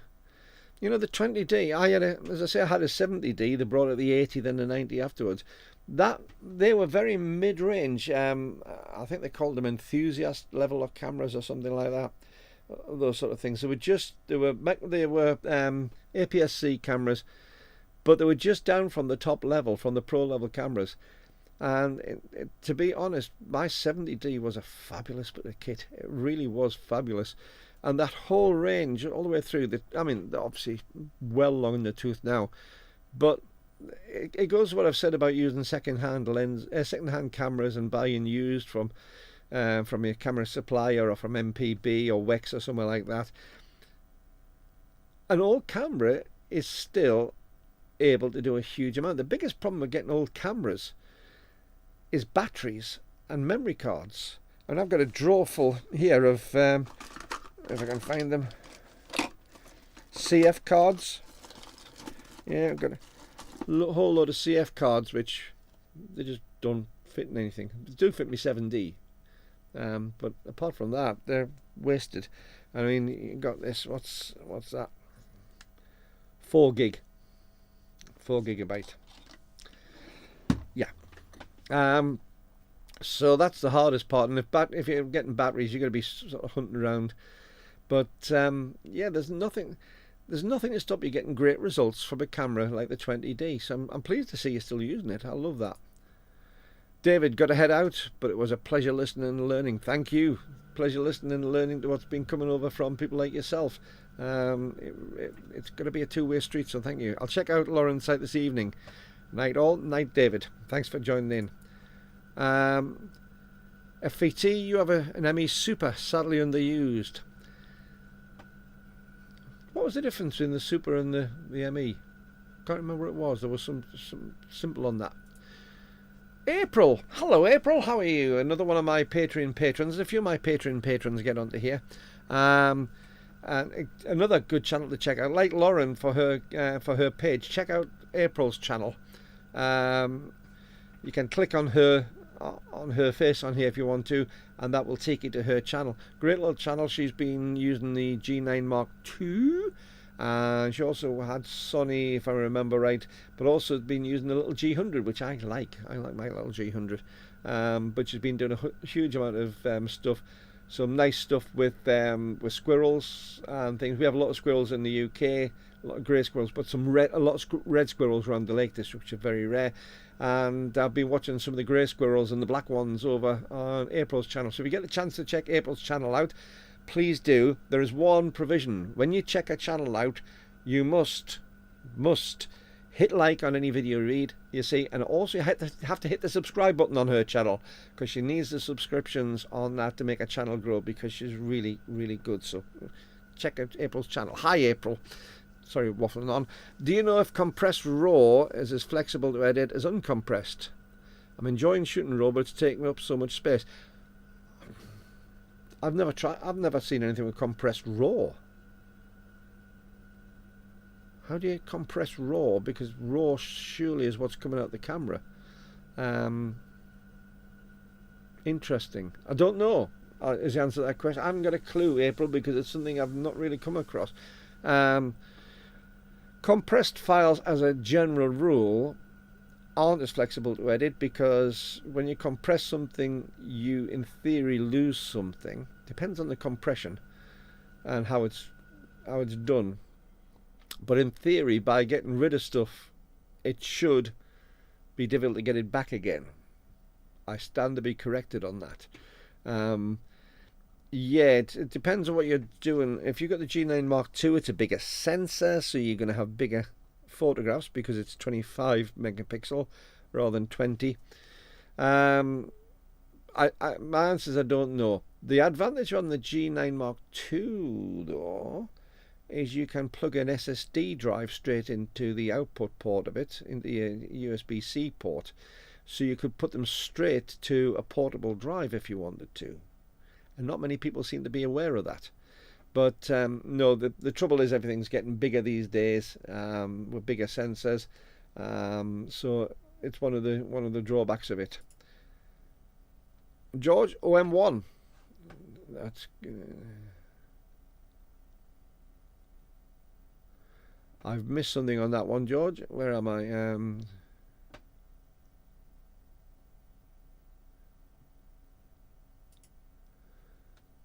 I see that, but I can't remember where that's coming into it, so I do apologise. It's me going C now rather than you doing one.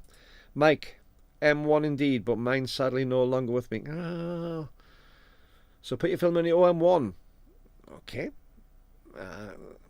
Okay, that's one vote for the OM1. I'm going to take FET's thing as a vote for the ME. So that's one each.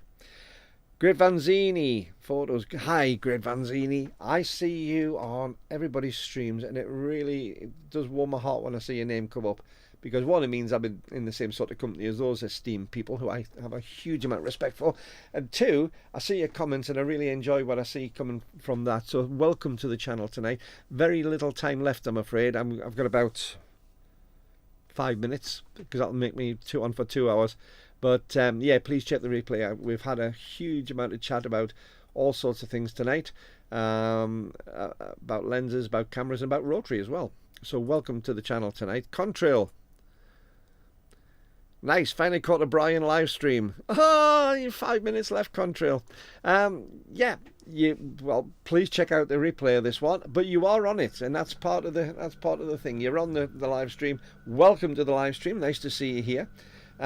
So I'll ask you. I've got this roll. This is the Contrail to everybody, because I've already asked the question, but Contrail I'll repeat it for. I have this roll of Kodacolor 200 film. Do I put it into my Pentax ME, or do I put it into my OM1N? Your call. It's sitting at one each at the moment. So let me know, Contrail, which one I should put into. Jeffrey, Nikon has compressed RAW. Ah, right, okay. There are videos over there on the format. I'll check that out, because it's something I haven't come across before. Well, not knowingly come across. So I will check that out so I can give an answer. But yeah. So what's your thoughts on that? Is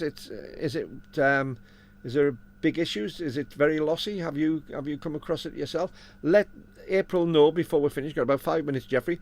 Stick something down. I'd really like to know, because I'm interested myself. Mike, 14-bit and 12-bit RAW. 14-bit compressed and 12-bit compressed. Ah. Virtually no difference except smaller size. In theory, there should be a difference, because with the 14-bit, with the 12-bit, you're chopping it into bigger slices, if you like. You've got less difference between the two, but even on 12-bit, yeah, I can't imagine it being a huge amount. Thanks for that, Mike, 'cause I wasn't aware of how they did that. Oh, OM1 for the film, George. So OM1, so that's 2 for OM1. Thank you, George. I told you I was going to see now. Told you. I'm getting old. It's all right for you lot. I'm nearly 63. You youngsters out there have got it all sussed. OM1 for the film, so that's 2-1 for the OM1. Grivanzini, have all my old film cameras. Keep thinking of doing some shows and show and tell video.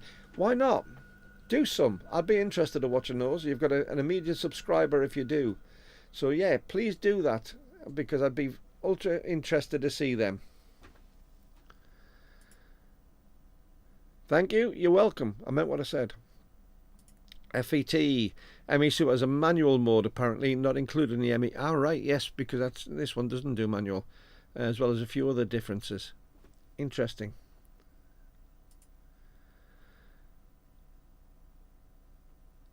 ME Super. Oh, it's to all. It's to all. You haven't tried it yet. I think we just had a description on that, Jeffrey, from Mike, actually. So, yeah, you've just said that. It's in front of me. I told you I'm going senile. It's old age. Being online for 2 hours. Yeah, vote ME Super. So that's 2 all. Oscar, good evening, Oscar. Nice to see you on the channel. Thank you from Virginia, US. Another one from the USA. Virginia, that's another place that'd be great to visit. There's all these fabulous places to visit, all these things which I haven't got the money to do it either, of course, but I really do need to get off my backside and go and see some of these amazing places before I do pass away, because life's short and the world is beautiful and there's a lot of beauty to see. So welcome to the channel from Virginia, Oscar. What do you think about the Lumix 9mm 1.7 for travel photography? 7:27 p.m. over here. Oh, very 7:27. So yeah, it's about 1 o'clock. So it's okay. You know, because it's the middle of the country. Yeah. What do I think about Lumix 9mm 1.7 for travel? Well, I'll tell you what I think about it for everything. I had to play with one once for a very short period of time. I've looked at almost every review on it. I want one. It looks and sounds brilliant. I had a play with it. It seems to be really good quality. It doesn't seem to be horribly distorted. It's a really good one. What I really want one for is to stick on the front of my little G100 if I'm doing selfie mode, but also having the electronic stabilization in. It gives such a horrible crop. 9mm will be ideal for me to hold. But yeah, I think did April, have you got a 9mm? Did I say that on your channel a while ago? I think you might have one. Let us know quickly before I go. Yeah, I buy one because I want one. Dead simple answer. That's why. And for travel photography, 9mm. It's possibly a little bit wide for some of the things you might be doing. It's a great one to keep in your bag, though. It's a very light lens. It's not very big. So if you're traveling with that, with something like the 12-42 zoom or the 12-100 zoom or something like that, or the equivalent on the Lumix, I think it'll be an awesome thing to keep in your bag on travel. I'm a kid. I wish I was.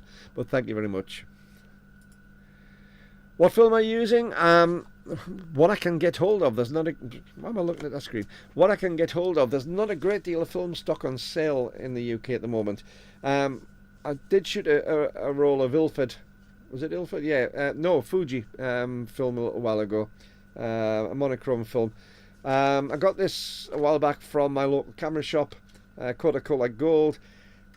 Gold's okay. It's I used to shoot gold quite a lot when I was younger. I always used to prefer the Fujitsu film. Fujitsu used to do some great film, and I preferred that to the gold.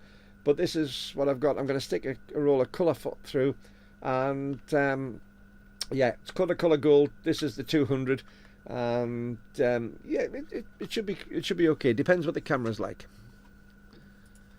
George, got to get back to work. Break time over. Take care and thanks, Brian. Catch you next time. Thank you, George. Thanks for being part of this, and I really appreciate you being on the channel.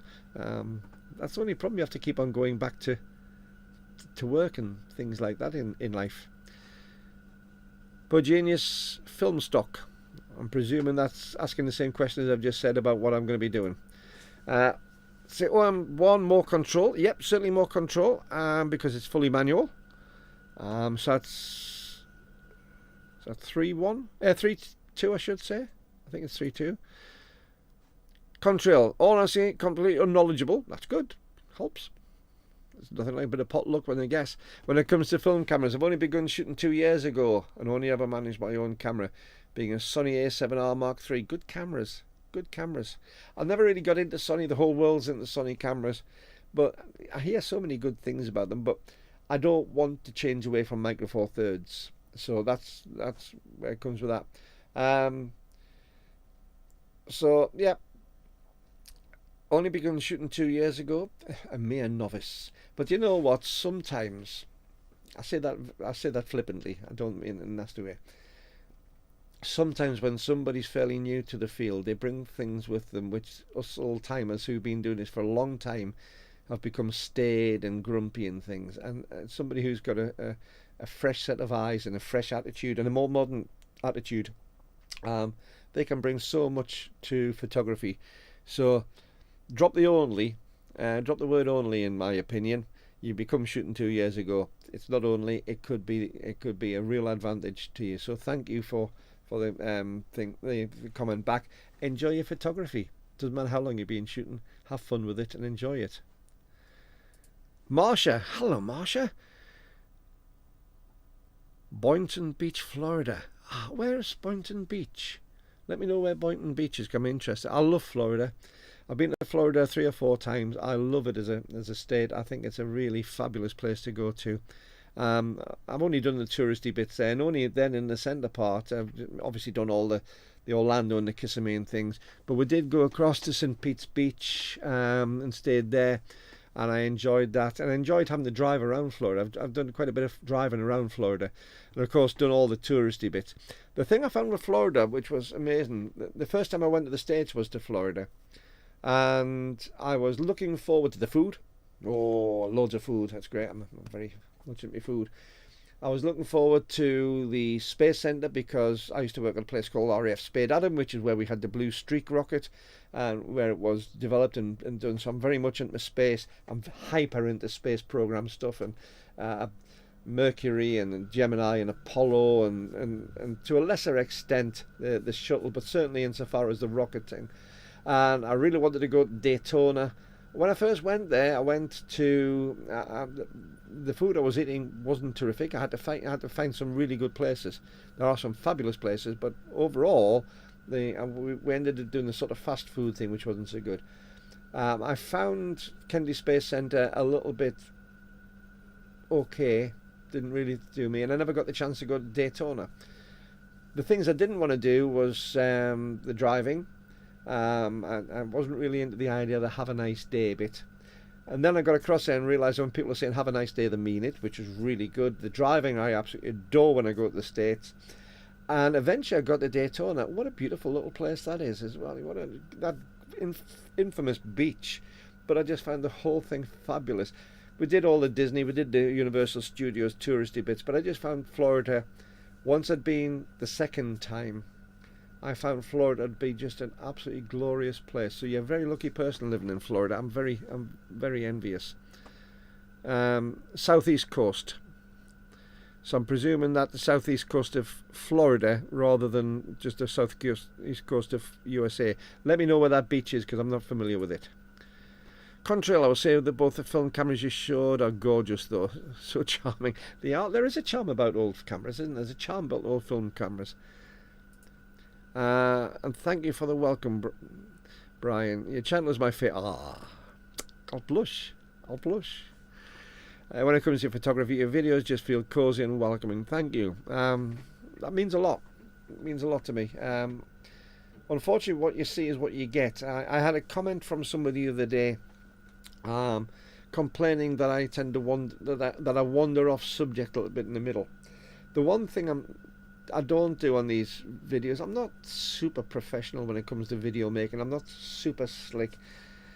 I'm me, and hopefully you take it from that. But hopefully what comes over is, if it is cozy and welcoming, then hopefully that's my personality. And if that's the case, then I'm honoured that you say that. So thank you. But at the same time, I need people like you watching the channel, to make these conversations. So as much as it might be a compliment to me, it's a compliment to you for spending the time to be on the channel. I really do appreciate it. So thank you. And that goes for all the viewers. That goes for every one of you. Everyone's commented tonight. Everyone who watches the videos. Thank you, because it's really is a two-way street. It's there's no good me sitting here in my ivory tower pontificating and saying how fantastic I am, when A, I'm not, and B, if I'm saying that to myself, then it's I'm fooling myself with my own ego. So yeah, I really do mean it. Thank you everybody who gets onto this channel in any way, shape or form, even if you just have a quick glance and go off, or whether you put messages on or thumbs ups and subscribes and things. I really do appreciate it. I might as well do the thing. If you enjoyed it, give me a thumbs up. It's been good tonight. And if you're not a subscriber, please subscribe, because over 60% of my viewers aren't subscribers, and it costs nothing. You might as well do it. Jeffrey, as the US Navy would say, Bravo Zulu, on a great live stream. Thank you very much, Jeffrey. Thanks for being part of it. I'll hopefully see you online again. Henry, did you get let out of the car and in the house, or is it a green screen? It's a green screen. Hang on a second.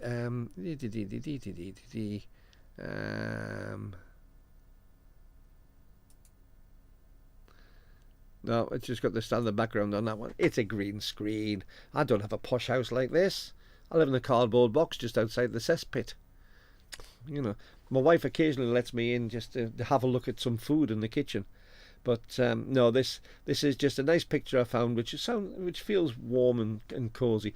Actually, I do some teaching online. I teach cadets from various sort of organisations, teenagers, on leadership and teamwork and communications and volunteering and things, from the Air Cadets, the Army Cadets, the Sea Cadets, the St John Ambulance, police cadets, all these youth organisations who try and do good citizenship around. So I teach modules to what we have as a UK level 2 education standard. So this is my little thing for doing Zoom studio. So I've got my green screen behind, but I've also got, if I can pull it out, this sort of mottled background as well. And I've just got a curtain rail across the top and slide it backwards and forwards as I need to. So yes, this is very much a green screen because it's hiding the cardboard box I sleep in. Nice hell. Marsha again, southeast coast. Oh, southeast, you know, I've never been to the southeast. Yes, I have. Yes, I have been down to the southeast of Florida driving. Yeah, 40 miles north of Fort Lauderdale. Yes, I've probably been to that beach. I'm trying to think where we went to. The last time we were there was 2013 for my 25th wedding anniversary, so it's 11 years ago. And we didn't do much driving around, but we did go to Daytona then, and I loved it. So it would have been 2005. That would have been down. I'm sure they were just north. In fact, I'm sure we got down as far as Fort Lauderdale. So yes, I've probably been down to that area. Gorgeous area. Gorgeous state. Love it. Jealous again. And you've got such nice weather.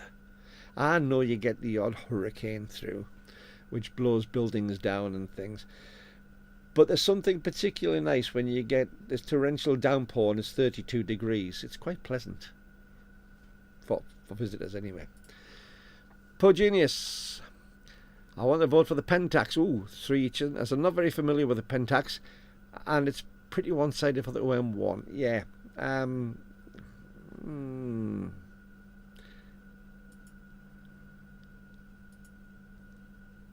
No, it's, as I say, not OM1 it's equal at the moment.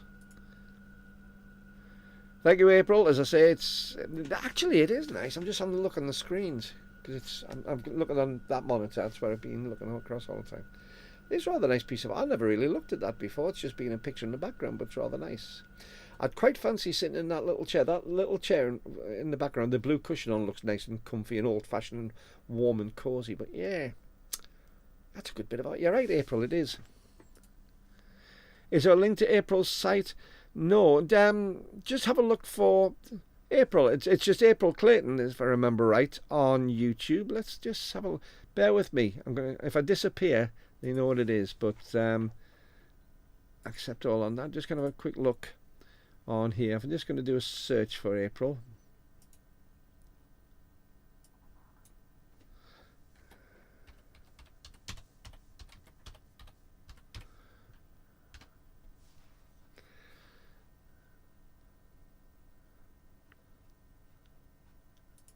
There's an April Clayton who does flute. Can I find the link to yours?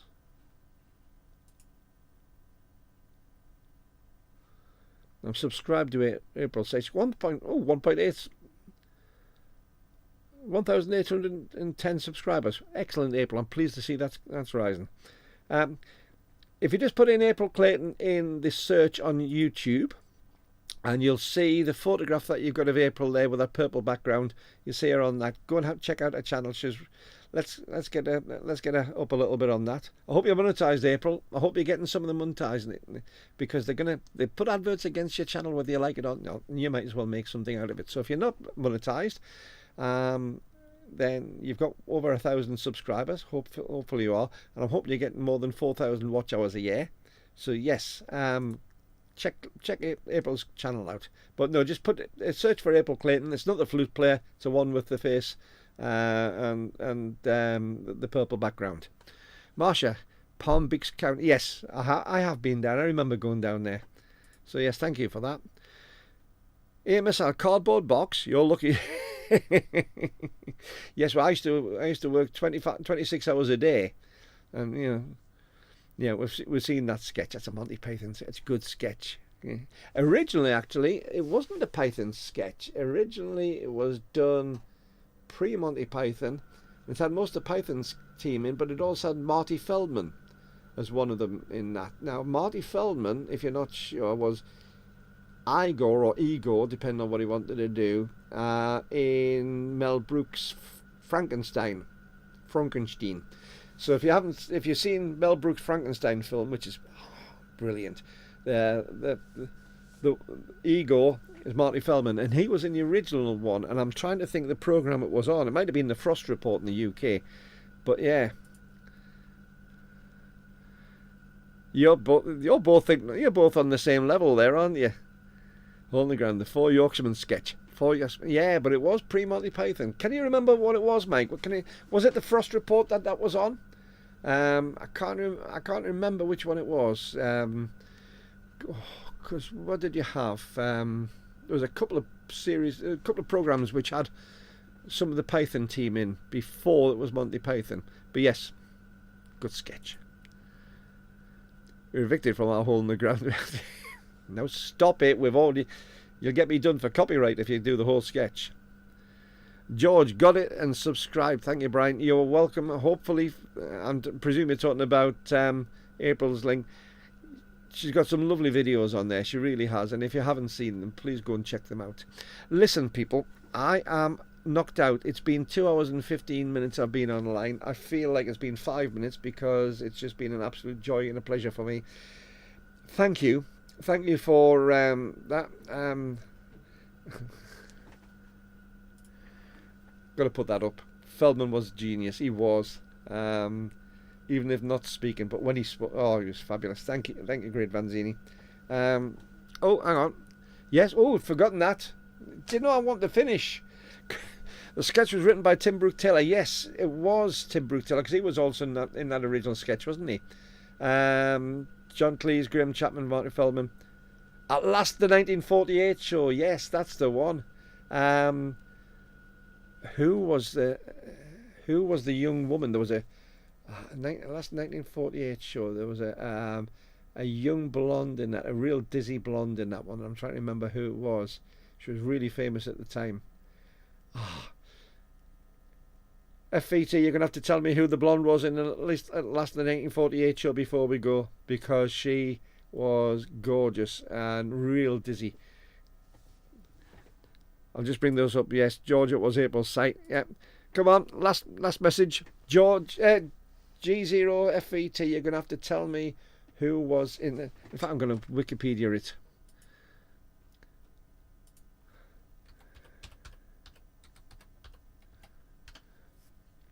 Wikipedia. Right. At Last the 19... All my overseas people are going to think, what on earth are they on about? What are they on about? It was a TV series in black and white in the 1960s. Amy MacDonald. Amy MacDonald. Oh, she was gorgeous. In fact, I'm going to have to see if I can find on this. Amy MacDonald was absolutely gorgeous. She was.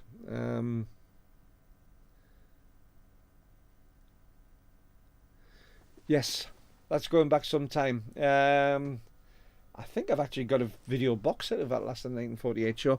On that note, well, there you are. Sorry, didn't know. Well, I'm just told it was Amy MacDonald, A-I-M-I, Amy Ann Sheila MacDonald, born in 1942. She can't be that old. Goodness. She was an actress and a dancer. She was gorgeous. She really was. Thank you, people. Thanks very much for being a huge part of my channel. Thanks very much for being a huge part of this live stream. I intend bringing more live streams to you. I can't do it as a regular day like Rob Trek or Robin Wong does. I'm reading the comments coming in here. I can't do them on that because I have such a sort of all over the place life, whether I'm away in the caravan or off to Cyprus or teaching or whatever. But I'll try and bring these a lot more regularly, at least once a month, because I've had such an amazing amount of fun with talking to you tonight.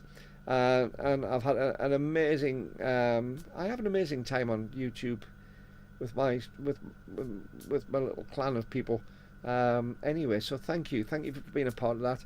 If you haven't subscribed, as I keep on saying, please do so, because it really does help the channel. Thank you to all of you people who do give me a huge amount of support. Sometimes I get very down if you get somebody who's a little bit nasty online. Some of the comments can be a bit terse, but every time I have a terse comment, every time I have a comment which is a bit of a troll, I look to the other comments online and I enjoy what I see and I smile. So thank you, because you are doing as much therapy for me as I could possibly do for anybody online. So have a really good night. Have a really enjoyable time. Keep on watching the rest of my Micro Four Thirds compatriots. I've mentioned a couple tonight, but the whole community really is an enjoyable community. I just did a video about Emily, about her channel. I meant every word I said on that. I could do the same sort of video about Robin Wong, or about any of the others. They are a fantastic community, and I'm very proud to be part of it. And I'm very proud to have you watching me on this. Have a really good night. I'm going to close this stream down and say bye-bye.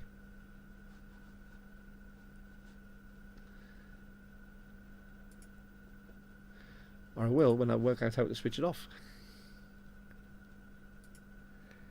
I'll get there effectively. Bye-bye.